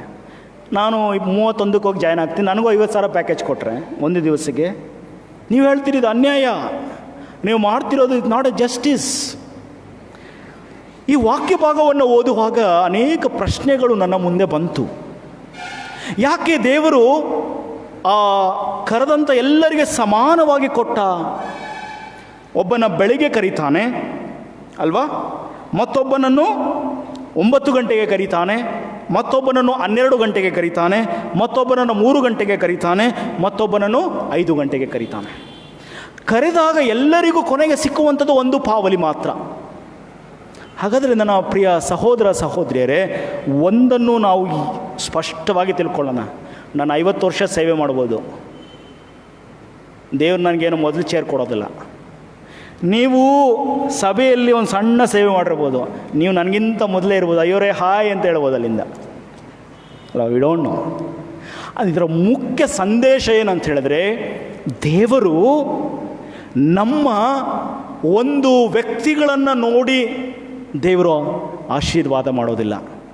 ಬದಲು ದೇವರು ಸಮಾನವಾದಂಥ ರೀತಿಯಲ್ಲಿ ಪ್ರತಿಯೊಬ್ಬನಿಗೂ ಅವನ ಅವಶ್ಯಕತೆಗಳಿಗೆ ತಕ್ಕ ಹಾಗೆ ಮಾಡ್ತಾನೆ. ನಾವು ಬದುಕ್ತಿರುವಂಥ ಲೋಕ ಹೇಗಿದೆ ಅಂತ ಹೇಳಿದ್ರೆ ಕಾಂಪಿಟೇಟಿವ್ ವರ್ಲ್ಡ್ ಅಲ್ವಾ? ಎಲ್ಲಿ ಹೋದ್ರೂ ನಮಗೊಂದು ಕಾಂಪಿಟೇಷನ್ ಇರ್ತದೆ ಅಲ್ವಾ? ಸಣ್ಣದೊಂದು ಕಾಂಪಿಟೇಷನ್. ಅನೇಕ ಸಂದರ್ಭಗಳಲ್ಲಿ ನಾವು ಆ್ಯನಿವರ್ಸರಿ ಹಾರ್ವೆಸ್ಟ್ ಮಾಡುವಾಗ ಯಾರ್ದೋ ಒಂದು ಹೆಸರು ಮರ್ತೋಗ್ತೀವಿ. ಫೋನ್ ಮಾಡಿ ಕೇಳ್ತಾರೆ, ಹೆಂಗೆ ಹೆಸರು ಮರ್ತುಬಿಟ್ರಿ ನಾವು, ಎಷ್ಟು ಬೆಳಗ್ಗೆಯಿಂದ ಕಬ್ಬು ಕಟ್ಟಿಲ್ವಾ, ಇದು ಕಟ್ಟಿಲ್ವಾ, ಅದು ಯಾರೋ ಫಸ್ಟ್ ಒಂದು ಬಂದು ಅವನ ಹೆಸರು ಹೇಳ್ಬಿಟ್ರಿ ನೀವು, it is very bad pastor ಅಂತಾರೆ. ಏನು ಉತ್ತರ ಕೊಡೋದು? ಈ ವಾಕ್ಯ ಭಾಗವನ್ನು ಓದುವಾಗ ನನಗದು ನೆನಪಿಗೆ ಬರ್ತಾ ಹೋಗುತ್ತೆ. ನೋಡಿ, ಗಮನಿಸಿ, ಪರಲೋಕ ರಾಜ್ಯದಲ್ಲಿ ಎಲ್ಲರೂ ಸಮಾನರು. ಸಭೆಯಲ್ಲೂ ಆ ಸಮಾನತೆಯನ್ನು ದೇವರು ಬಯಸ್ತಾ ಇದ್ದಾನೆ. ಸಭೆಯಲ್ಲಿ ಸಭಾಪಾಲಕ ಮಾತ್ರ ಅಲ್ಲ, ಸಭೆಯ ನಾಯಕರು ಪ್ರಾಮುಖ್ಯ, ಪ್ರತಿಯೊಬ್ಬರೂ ಪ್ರಾಮುಖ್ಯರು ಎನ್ನುವಂಥದ್ದನ್ನು ಸ್ಪಷ್ಟತೆ ಕೊಡ್ತಿದ್ದಾನೆ. ಅದಕ್ಕೆ ಘರ್ಷಣೆ ಎಲ್ಲಿ ಉಂಟಾಯಿತು ಅಂತ ಹೇಳಿದ್ರೆ, ಒಬ್ಬ ಕೇಳ್ತಾನೆ, ಯಾಕೆ ಅವ್ರಿಗೆ ಈಗ ಬಂದು ಕೊಡ್ತಾ ಇದ್ದೀಯಾ, ಇವಾಗ ಬಂದವ್ರಿಗೆ ಯಾಕೆ ಕೊಡ್ತಿದ್ದೀಯಾ ಒಂದು ಪಾವಲಿ? ಅದಕ್ಕೆ ಆತ ಹೇಳ್ತಾನೆ, ನಿನಗೇನು ನಾನು ಒಡಂಬಡಿಕೆ ಮಾಡಿಕೊಂಡಿದ್ದೆ ಅದನ್ನೇ ಕೊಡ್ತೇನೆ. ನನ್ನ ಆತ್ಮೀಯ ಸಹೋದರ ಸಹೋದರಿಯರೇ, ಈ ವಾಕ್ಯ ಭಾಗವನ್ನು ಓದುವಾಗ ಇದು ಇಹಲೋಕದ ಕಾನ್ಸೆಪ್ಟ್ ಅಲ್ಲ. ಇದು ಇಹಲೋಕದಲ್ಲಿ ನಾವು ಆಲೋಚನೆ ಮಾಡುವಂಥ ಆಲೋಚನೆ ಅಲ್ಲ ಇದು. ಯಾಕಂತ ಹೇಳಿದ್ರೆ, ಮೊದಲು ಬಂದವನಿಗೂ ಮೊದಲೇ ಆದ್ಯತೆ, ಕೊನೆಯ ಬಂದವನಿಗೂ ಅದನ್ನೇ. ಅನೇಕ ಸಭೆಯಲ್ಲಿ ಇದ್ದಿದೆ, ನಾವು ಬಾರ್ನ್ ಇಲ್ಲ ಇವರೇ, ಈ ಚರ್ಚ್ 70 ವರ್ಷನೇ ಇಲ್ಲೇ ಇದ್ದದ್ದು, ನಾವು ಮೊನ್ನೆ ಬಂದವರು ಅವರೆಲ್ಲ ಮುಂದೆ ಫಸ್ಟ್ ಫ್ರಂಟ್ಲೇ ನೋಡ್ಬಿಟ್ಟವ್ರು. ಈಗ ಅವ್ರನ್ನ don't allow them. We are brought up, baptise, marriage, everythings here in. ಹೊಸಬರಿಗೆ ನೀವು ಅವಕಾಶ ಕೊಡ್ತಾ ಇದ್ದೀರಿ. This is very bad. ನನ್ನ ಪ್ರಿಯ ಸಹೋದರ ಸಹೋದರಿಯರೇ, ಇದು ದೇವರು ಏನು ಹೇಳ್ತಿದ್ದಾನೆ, ಪರಲೋಕವನ್ನು ನೀನು ಈ ಲೋಕದಲ್ಲಿ ಸ್ಥಾಪನೆ ಮಾಡು. ನೀನು ದೇವರ ಸಭೆಯಲ್ಲಿ ಈ ನ್ಯಾಯವನ್ನು ನೀನು ಪ್ರಕಟಿಸು. ನಮಗೆ ನ್ಯಾಯ ಕೊಡೋದು ಯಾವುದು? ನ್ಯಾಯ ಕೊಡೋದು ಯಾವುದು? ಚರ್ಚ್ ನ್ಯಾಯ ಕೊಡಬೇಕು ನಮಗೆ. ಚರ್ಚ್ ಜಸ್ಟಿಸ್ ಕೊಡಬೇಕು, ಚರ್ಚ್ ನಮಗೆ ಅವಕಾಶ ಕೊಡಬೇಕು, ಚರ್ಚ್ ನಮ್ಮೆಲ್ಲರನ್ನ ಸಮಾನವಾಗಿ ನೋಡಬೇಕು. ಅದನ್ನು ಹೇಳ್ತಾನೆ. This is not A competition world ಅಲ್ವಾ. ನಾವು ಯಾವಾಗಲೂ ಕಾಂಪಿಟೇಟಿವಲ್ಲಿ ಬದುಕ್ತಾ ಇದ್ದೇವೆ. ಆದರೆ ದೇವರ ರಾಜ್ಯ ಹೇಳ್ತದೆ, ಕಂಪ್ಯಾಷನ್ ವರ್ಲ್ಡ್ ಕ್ರಿಯೇಟ್ ಮಾಡು, ನೀನು ಕರುಣೆಯ ಪ್ರಪಂಚವನ್ನು ನೀನು ಕ್ರಿಯೇಟ್ ಮಾಡು, ಕರುಣೆಯ ಲೋಕವನ್ನು ನೀನು ಕ್ರಿಯೇಟ್ ಮಾಡು ಎಂಬುದಾಗಿ ಅದಕ್ಕೆ ಹೇಳ್ತಾ ಹೋಗ್ತಾನೆ. ಗಮನಿಸಿ, ಪರಲೋಕ ರಾಜ್ಯ ಒಬ್ಬ ಯಜಮಾನನಿಗೆ ಹೋಲಿಕೆ ಆಗಿದೆ. ಆ ಯಜಮಾನನು ಇಲ್ಲಿ ದರ್ಪ ತೋರಿಸಲಿಲ್ಲ. ಆ ಯಜಮಾನನು ಯಾವುದೇ ರೀತಿಯಲ್ಲಿ ಅವರನ್ನು ಅವಮಾನ ಮಾಡಲಿಲ್ಲ. ಆತನು ಹುಡುಕ್ತಾನೆ, ಹೋಗಿ ಎಲ್ಲರನ್ನ ಹುಡುಕ್ತಾನೆ. ಕೆಲವ್ರನ್ನ ಹೋಗಿ ಕೇಳ್ತಾನೆ, ನಮಗೆ ಕೆಲಸ ಇಲ್ಲ. ಇವತ್ತು ಇರುವಂಥ ದೊಡ್ಡ ಸಮಸ್ಯೆ, ಅನೇಕರಿಗೆ ಕೆಲಸಗಳಿಲ್ಲ. ನಮಗೆ ಕೆಲಸ ಇಲ್ಲ, ಯಾರೂ ನಮ್ಮನ್ನು ಕರೀತಾ ಇಲ್ಲ, ಕೆಲಸ ಕೊಡ್ರಿ. ಕೆಲಸಕ್ಕೆ ಅವರನ್ನು ಕರ್ಕೊಂಡು ಬರ್ತಾನೆ. ಮತ್ತೊಬ್ಬರು ಎಲ್ಲೋ ಒಂದು ಕಡೆ ಸುಮ್ಮನೆ ಹರಟೆ ಹೊಡಿತಾ ಇರ್ತಾರೆ, ಅವರನ್ನು ಕರ್ಕೊಂಡು ಬರ್ತಾನೆ, ನೀವು ಕೆಲಸ ಮಾಡಿರಿ. ಹಾಗಾದರೆ ಶಾಂತಿ ಅಂತ ಹೇಳುವಾಗ ಸುಮ್ಮನೆ ಸಮಾಧಾನದ ಸ್ಥಿತಿಯಲ್ಲ. ಪೀಸ್ ಅಂತ ಹೇಳಿದರೆ ಸಮಾಧಾನದ ಸ್ಥಿತಿಯಲ್ಲ, ಬದಲು ಜಸ್ಟಿಸ್ ಕೊಡುವಂಥದ್ದು, ನ್ಯಾಯ ಕೊಡುವಂಥ ಸ್ಥಿತಿ. ಯಾವಾಗ ಒಬ್ಬ ವ್ಯಕ್ತಿಗೆ ಅಲ್ಲಿ ನ್ಯಾಯ ಸಿಗ್ತದೋ ಅದು ಶಾಂತಿಯ ಕೇಂದ್ರವಾಗ್ತದೆ. ನಾವು ಯಾವಾಗಲೂ ಶಾಂತಿ ಅಂತ ಹೇಳಿದ್ರೆ ಗಲಾಟೆ ಮಾಡದೇ ಇರೋದು, ಶಾಂತಿ ಅಂತ ಹೇಳಿದ್ರೆ ಮಾತಾಡದೇ ಇರೋದು, ಅದು ಶಾಂತಿ ಅಂತ ತಿಳ್ಕೊಂಡಿದ್ದೇವೆ. ದೇವರ ವಾಕ್ಯದಲ್ಲಿ ಶಾಲೋಮ್ ಅಂತ ಹೇಳಿದ್ರೆ ನ್ಯಾಯವನ್ನು ದಯಪಾಲಿಸಿಕೊಡುವಂತಹ ಕೇಂದ್ರ. ಹಾಗಾದರೆ ನನ್ನ ಸಹೋದರ ಸಹೋದರಿಯರು, ದೇವರ ವಾಕ್ಯವನ್ನು ಮುಗಿಸ್ತೇನೆ. ದೇವರ ಮಾತು ಈಗ ಹೇಳ್ತದೆ, 14ನೇ ವಚನ ಹೇಳ್ತದೆ, ನನಗೆ ಮನಸ್ಸುಂಟು, ನನಗೆ ಮನಸ್ಸುಂಟು. ಹಾಗಾದರೆ ದೇವರ ಕರುಣೆ ಬಿಕ್ಕಟ್ಟಾದಾಗ, ತೊಂದರೆಗಳು ಬಂದಾಗ ದೇವರು ಹೇಳ್ತಾನೆ, ನನಗೆ ಕೊಡುವುದಕ್ಕೆ ನನಗೆ ಮನಸ್ಸುಂಟು. ಹಾಗಾದರೆ ದೇವರ ನ್ಯಾಯ, ಪೀಸ್ ಈ ಲೋಕದಲ್ಲಿರಬೇಕಾದ್ರೆ, ದೇವರ ನ್ಯಾಯ ಈ ಲೋಕದಲ್ಲಿರಬೇಕಾದ್ರೆ, ನಮ್ಮ ಸುತ್ತಮುತ್ತ ಏನಾದರೂ ಅನ್ಯಾಯ ನಡೆಯುವಾಗ ನಾವು ಅವ್ರಿಗೆ ಜಸ್ಟಿಸ್ ಕೊಡಿಸ್ಬೇಕು. ಆ ನ್ಯಾಯ ಕೊಟ್ಟಾಗ ಮಾತ್ರ ದೇವರ ರಾಜ್ಯ ಇಲ್ಲಿ ಬರ್ತದೆ. ನಾವು ಅನೇಕ ಸಾರಿ ದೇವರಲ್ಲಿ ಪ್ರಾರ್ಥನೆ ಮಾಡ್ತೇವೆ, ನಿನ್ನ ರಾಜ್ಯವು ಬರಲಿ. ದೇವರ ರಾಜ್ಯ ಬರಬೇಕಂತ ಹೇಳಿದ್ರೆ ನಾವು ನ್ಯಾಯ ಕೊಡಿಸ್ಬೇಕು ಮತ್ತೊಬ್ಬರಿಗೆ. ಯಾವಾಗ ಅನ್ಯಾಯವಾಗಿರ್ತದೋ, ತೊಂದರೆಯಲ್ಲಿರ್ತಾರೋ ಅವರನ್ನು ಐಡೆಂಟಿಫೈ ಮಾಡಬೇಕು, ಅವರನ್ನೂ ಸಹ ದೇವರ ರಾಜ್ಯಕ್ಕೆ ನಾವು ಕರೀಬೇಕು. ಅದು ವಿಶೇಷವಾಗಿ ಆ ಶಾಂತಿಯನ್ನು ಸ್ಥಾಪನೆ ಮಾಡುವುದಕ್ಕೆ ಸಾಧ್ಯ. ಹಾಗಾದರೆ 3 ವಿಷಯಗಳನ್ನು ನಾವು ಕಲ್ತಿದ್ದೆ. ಒಂದು, ಕುಟುಂಬದ ಸಂಘರ್ಷ. 2ನೇದು, ಸಭೆಯ ಸಂಘರ್ಷ. 3ನೇದಾಗಿ, ಎಲ್ಲ ಸಂಘರ್ಷದ ಮಧ್ಯದಲ್ಲಿ ದೇವರ ನ್ಯಾಯ ಏನು, ದೇವರ ಶಾಂತಿ ಏನು ಎನ್ನುವಂಥದ್ದನ್ನು ತೋರಿಸಿಕೊಟ್ಟಿದೆ. ದೇವರ ಈ ವಾಕ್ಯದಿಂದ ನಮ್ಮನ್ನು ಪರಿಪಾಲಿಸಲಿ. ಆಮೇನ್. ಪ್ರಾರ್ಥನೆ ಮಾಡೋಣ. ಸ್ವಾಮಿ, ನೀನು ಕೊಟ್ಟಂತಹ ಈ ವಾಕ್ಯದ ಗೂಢಾರ್ಥಗಳಿಗಾಗಿ, ಆಶೀರ್ವಾದಕ್ಕಾಗಿ ನಾವು ಸ್ತೋತ್ರ ಹೇಳ್ತೇವೆ. ನಮ್ಮೆಲ್ಲರನ್ನು ನೀನು ಸಭೆಯಾಗಿ ಒಟ್ಟಾಗಿ ಒಂದೇ ನಿನ್ನ ದೇವರ ರಾಜ್ಯವನ್ನು ಸ್ಥಾಪಿಸುವುದಕ್ಕೆ ನೀನು ಕರೆದಿದ್ದಿ. ನಾವೆಲ್ಲರೂ ಅದರಲ್ಲಿ ಕೆಲಸ ಮಾಡುವಂಥವ್ರು ಮಾತ್ರ, ನಿರ್ಧಾರ ಮಾಡುವಂಥವನು ನೀನೇ. ನೀನು ಕೊಟ್ಟಂಥ ವಾಕ್ಯದ ಬಲಕ್ಕಾಗಿ, ಆಶೀರ್ವಾದಕ್ಕಾಗಿ ನನಗೆ ಸ್ತೋತ್ರ ಹೇಳ್ತೇವೆ. ಯೇಸು ಕ್ರಿಸ್ತನ ಮೂಲಕ ದೀನತೆಯಿಂದ ಪ್ರಾರ್ಥಿಸಿ ಬೇಡಿ ಹೊಂದಿದ್ದೇವೆ. Amen.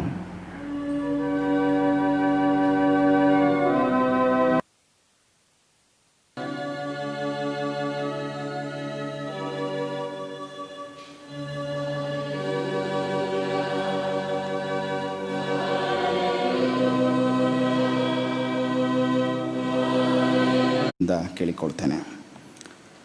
Mrs Susan, Miss Angela Shreya Athavar, baby Manya Stephen, Mister Deepak, Mrs Jane Rashmi, Miss Magdalene Blessy Paul, Mrs Soumyalatha, Mister Reuben Benedict, Mister Stanley Kumar, Mrs K Padmavathi, Master Shaun Solomon, Mrs Vivian Swarnalatha Kalyan, Mrs. Violet Prabhavati, Mr.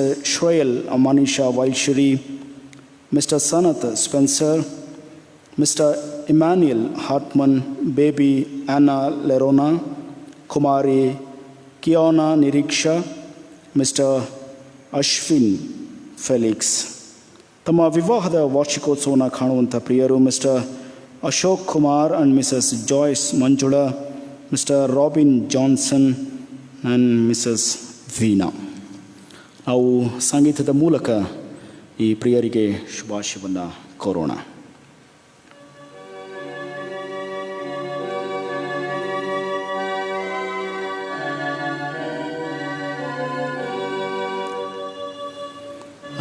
ಹಾಡುವೆ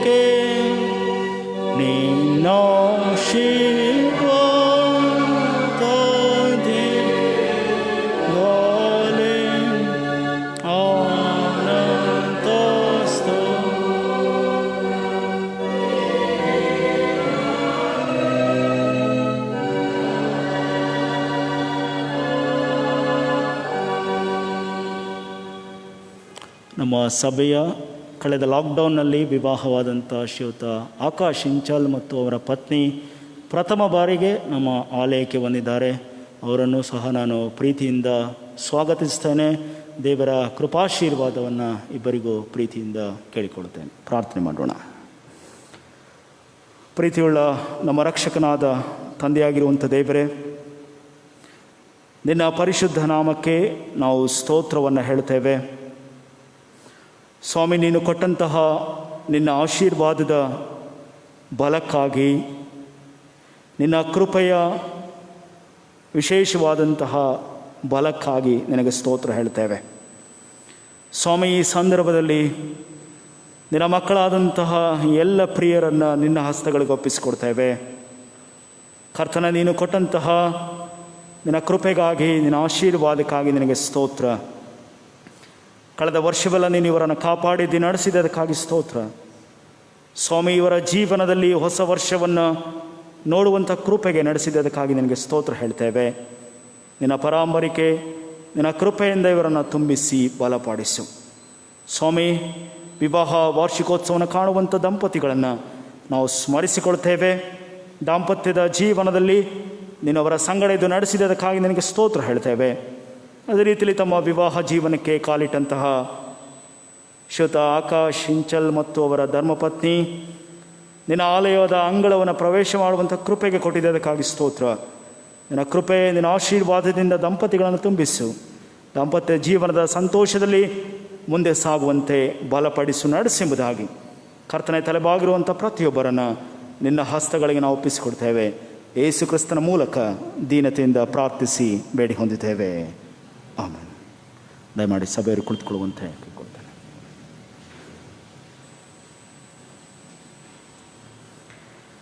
ಸಭೆಗೆ ತಿಳಿಸುವಂತಹ ಸಭಾ ಪ್ರಕಟಣೆಗಳನ್ನು ಕೇಳಿಸಿಕೊಳ್ಳೋಣ. ಕರ್ತನಲ್ಲಿ ಪ್ರೀತಿಯ ಸಭೆಯವರೇ, ನಿಮ್ಮೆಲ್ಲರನ್ನು ಯೇಸು ಕ್ರಿಸ್ತನ ಪರಿಶುದ್ಧ ನಾಮದಲ್ಲಿ ಈ ಆರಾಧನೆಗೆ ನಿಮ್ಮನ್ನು ಪ್ರೀತಿಯಿಂದ ಸ್ವಾಗತಿಸ್ತೇವೆ. ಅದೇ ರೀತಿಯಲ್ಲಿ ಮುಂದಿನ ಭಾನುವಾರ ಬೆಳಗ್ಗೆ 8:30 ಗಂಟೆಗೆ ಆರಾಧನೆ ನಡೆಸಲಾಗುವುದು. ಸಭೆಯವರ ಗಮನಕ್ಕೆ ಕೇವಲ ಬೆಳಗಿನ ಆರಾಧನೆ ಮಾತ್ರ ನಾವು ನಡೆಸ್ತಾ ಇದ್ದೇವೆ. ಸಂಜೆಯ ಆರಾಧನೆಯನ್ನು ಮುಂದಿನ ದಿವಸಗಳಲ್ಲಿ ಆಯೋಜನೆ ಮಾಡಲು ನಿರ್ಧಾರ ಮಾಡಲಾಗಿದೆ. ಕೇವಲ ಒಂದು ಆರಾಧನೆ ಮಾತ್ರ ಯಾಕಂತ ಹೇಳಿದ್ರೆ ಕೇವಲ ಒಂದು ಆರಾಧನೆಯನ್ನು ಮಾತ್ರ ನಾವು ಮಾಡ್ತಾ ಇದ್ದೇವೆ. ಸ್ಯಾನಿಟೈಸೇಷನ್ ಮಾಡಬೇಕು ಮತ್ತು ಬೇರೆ ಬೇರೆ ಕಾರಣಗಳಿಂದ ಕೇವಲ ಒಂದು ಆರಾಧನೆಗೆ ಮಾತ್ರ ಆರಾಧನೆಯನ್ನು ಸೀಮಿತಗೊಳಿಸಲಾಗಿದೆ. ಮತ್ತು ಕಳೆದ 2 ವಾರಗಳಲ್ಲಿ ಬಂದಂತಹ ಕಾಣಿಕೆಗಳ ವಿವರಗಳನ್ನು ನಾನು ನಿಮ್ಮ ಮುಂದೆ ಇಡಲು ಬಯಸ್ತೇನೆ. 6ನೇ ತಾರೀಕು, ಸೆಪ್ಟೆಂಬರ್ 6ನೇ ತಾರೀಕು general offering 18,495, thanks offering 16,150, birthday offering 2,400, wedding anniversary 1,500, ಶಿಷ್ಯರು ಮಿಷನ್ ಫಂಡ್ 3,800, ಕ್ಲಾಸ್ ಮನಿ 17,375, ಬರಿಯಲ್ ಫಂಡ್ 2,800 ಮತ್ತು ಪೋರ್ ಫಂಡ್ 2,400. ಮತ್ತು ಅದೇ ರೀತಿಯಲ್ಲಿ 13ನೇ ತಾರೀಕು ಅಂದರೆ ಕಳೆದ ವಾರದಲ್ಲಿ ಸಂಗ್ರಹವಾದ ಕಾಣಿಕೆಗಳ ವಿವರ: general offering 10,483, thanks offering 9,552, birthday offering 7,000, wedding anniversary 610 ಮತ್ತು ನಮ್ಮ ದೇವಾಲಯದಲ್ಲಿ ಕೆಲವೊಂದು ಸ್ಕ್ರ್ಯಾಪ್ಸ್ಗಳಿತ್ತು, ಅದನ್ನು ಸೇಲ್ ಮಾಡಿದ್ದು 4,070 ಮತ್ತು prayer meeting offering 1,000, class money 7,925, burial fund 2,450, poor fund 1,775, Bible ಸೊಸೈಟಿಗೋಸ್ಕರ ಬಂದಂಥದ್ದು 1,700. ಹೀಗೆ 2 ಭಾನುವಾರಗಳ ಒಟ್ಟು ಕಾಣಿಕೆ 1,10,885. 1,10,885 ಕಾಣಿಕೆ ಕೊಟ್ಟಂತಹ ನಿಮ್ಮೆಲ್ಲರಿಗೆ ನನ್ನ ಪ್ರೀತಿಪೂರ್ವಕವಾದಂಥ ವಂದನೆ ಹೇಳ್ತೇನೆ. ಈ ತೊಂದರೆಯ ಮಧ್ಯದಲ್ಲಿಯೂ ಅನೇಕರು ದೇವರಿಗೆ ಕೊಡುವಂಥದ್ದನ್ನು ನಿಲ್ಲಿಸಿಲ್ಲ. ಹಾಗಾಗಿ ಸಭಾಪಾಲಕನಾಗಿ ನಾನು ಹೃತ್ಪೂರ್ವಕವಾದಂತಹ ವಂದನೆಯನ್ನು ನಿಮ್ಮೆಲ್ಲರಿಗೆ ತಿಳಿಸುವಂಥವನಾಗಿದ್ದೇನೆ. ದೇವರು ನಿಮ್ಮನ್ನು ಕಾಪಾಡಿ ನಡೆಸಲಿ. ನಾವು ನಮ್ಮ ಕಾಣಿಕೆಯನ್ನು ದೇವರಿಗೆ ಸಮರ್ಪಿಸೋಣ. ಹಾಡುವ ಜ್ಞಾನ ಕೀರ್ತನೆಯಲ್ಲಿ 147ನೆಯ ಜ್ಞಾನ ಕೀರ್ತನೆಯನ್ನು ಹಾಡೋಣ. ಮನವೇ ಶಾಂತತೆಯಂತಿರು, ಎನ್ನ ಜನಕನು ಕಾಯುವನು.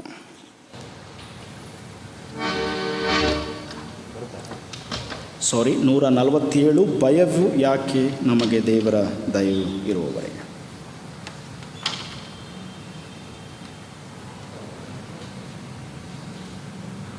143.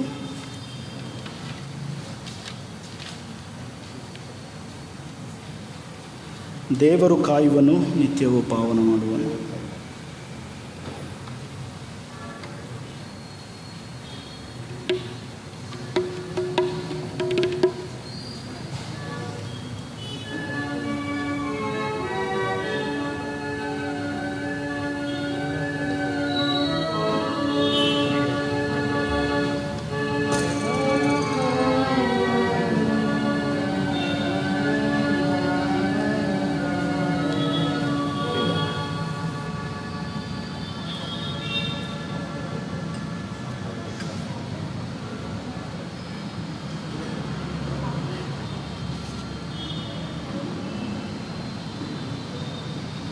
ನೂರ 149 ಮನವೇ ಶಾಂತತೆಯಂತಿರು, ಇನ್ನ ಜನಕನು.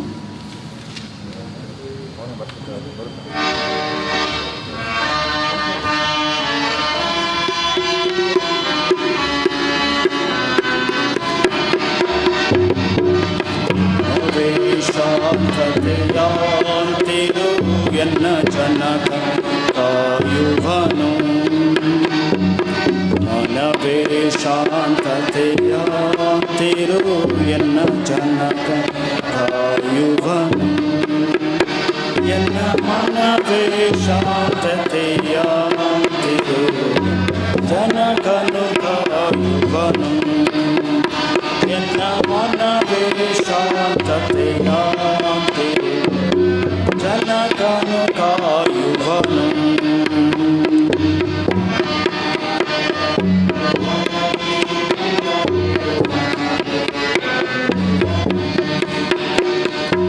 ಅನುಮಾನಿಸದಿರು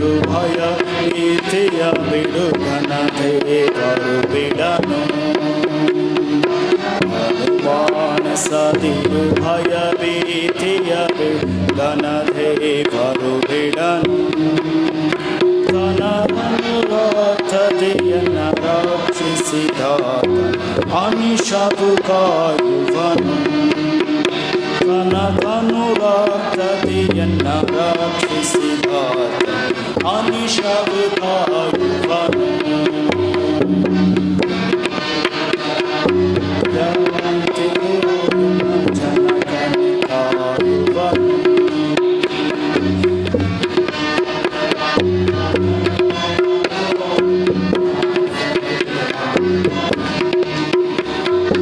ಘೋಷಿತ ಛಲಗಳ ನಡುವೆ ನ ಹೋಗಲು ಯಾಸಯಾಗಿ ಹನು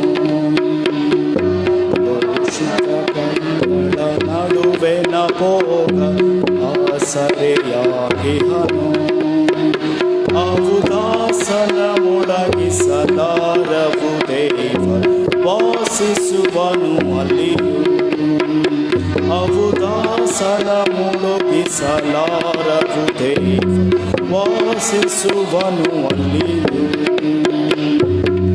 ನವೇ ಶಾಂತತೆಯಾಂತಿರು ಎನ್ನ ಜನಕನು ಕಾಯುವನು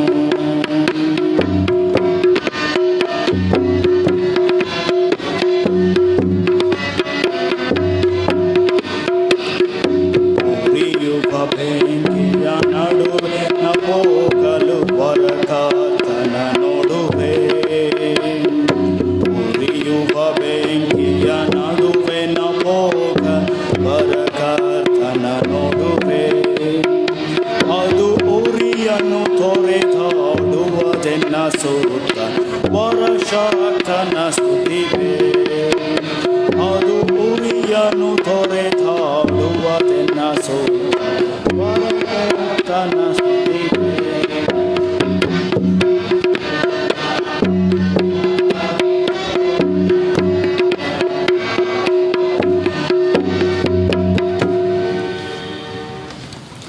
ನಮ್ಮ ಕಾಣಿಕೆಯನ್ನು ದೇವರಿಗೆ ಸಮರ್ಪಿಸಿ ಪ್ರಾರ್ಥನೆ ಮಾಡೋಣ. ನಾವೆಲ್ಲರೂ ನಿಂತುಕೊಂಡು ಪ್ರಾರ್ಥನೆ ಮಾಡೋಣ.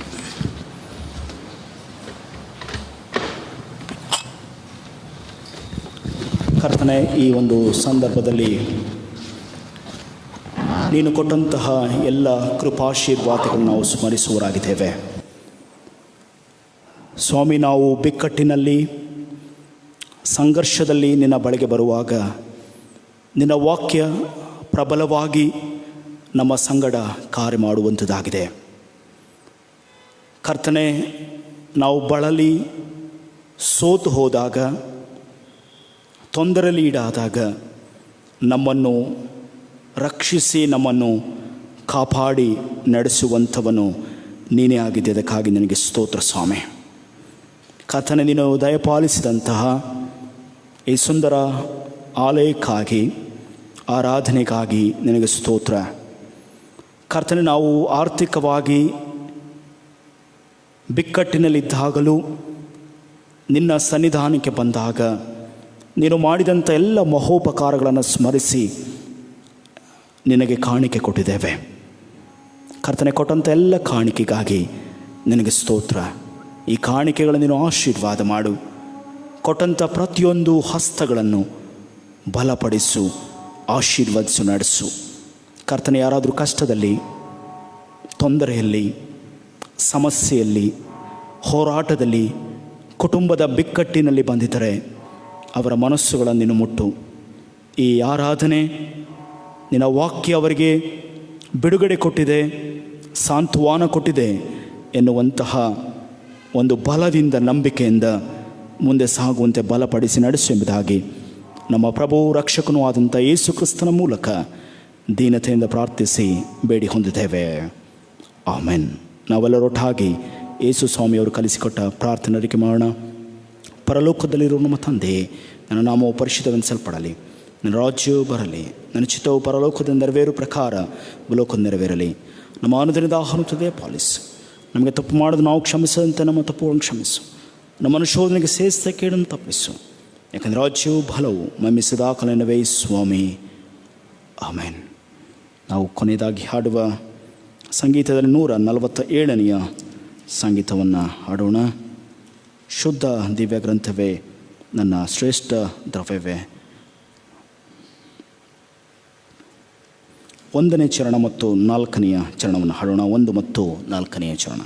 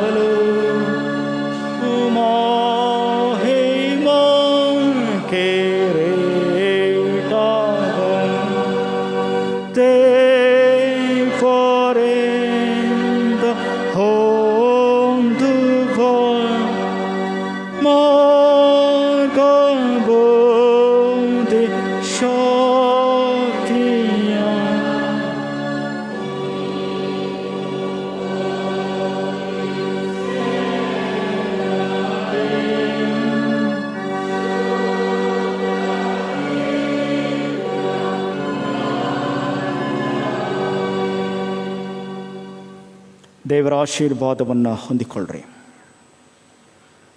ದೇವರ ವಾಕ್ಯವು ಪ್ರಬಲವಾಗುವಂಥ ರೀತಿಯಲ್ಲಿ ದೇವರ ಶಾಂತಿ ಮತ್ತು ಆತನ ನ್ಯಾಯಕ್ಕಾಗಿ ದೇವರು ನಮ್ಮನ್ನು ಕರೆದಿದ್ದಾನೆ. ನಮ್ಮ ಕರ್ತನಾದ ಯೇಸು ಕ್ರಿಸ್ತನ ಕೃಪೆ, ತಂದೆಯಾದ ದೇವರ ಪ್ರೀತಿ, ಪವಿತ್ರಾತ್ಮನ ಅನ್ಯೋನ್ಯತೆ ನಿಮ್ಮ ಸಂಗಡ, ಸರ್ವ ಸಭೆಯ ಸಂಗಡ ಸದಾ ಕಾಲವು ನೆಲೆಗೊಂಡಿರಲಿ. ಆಮೆನ್.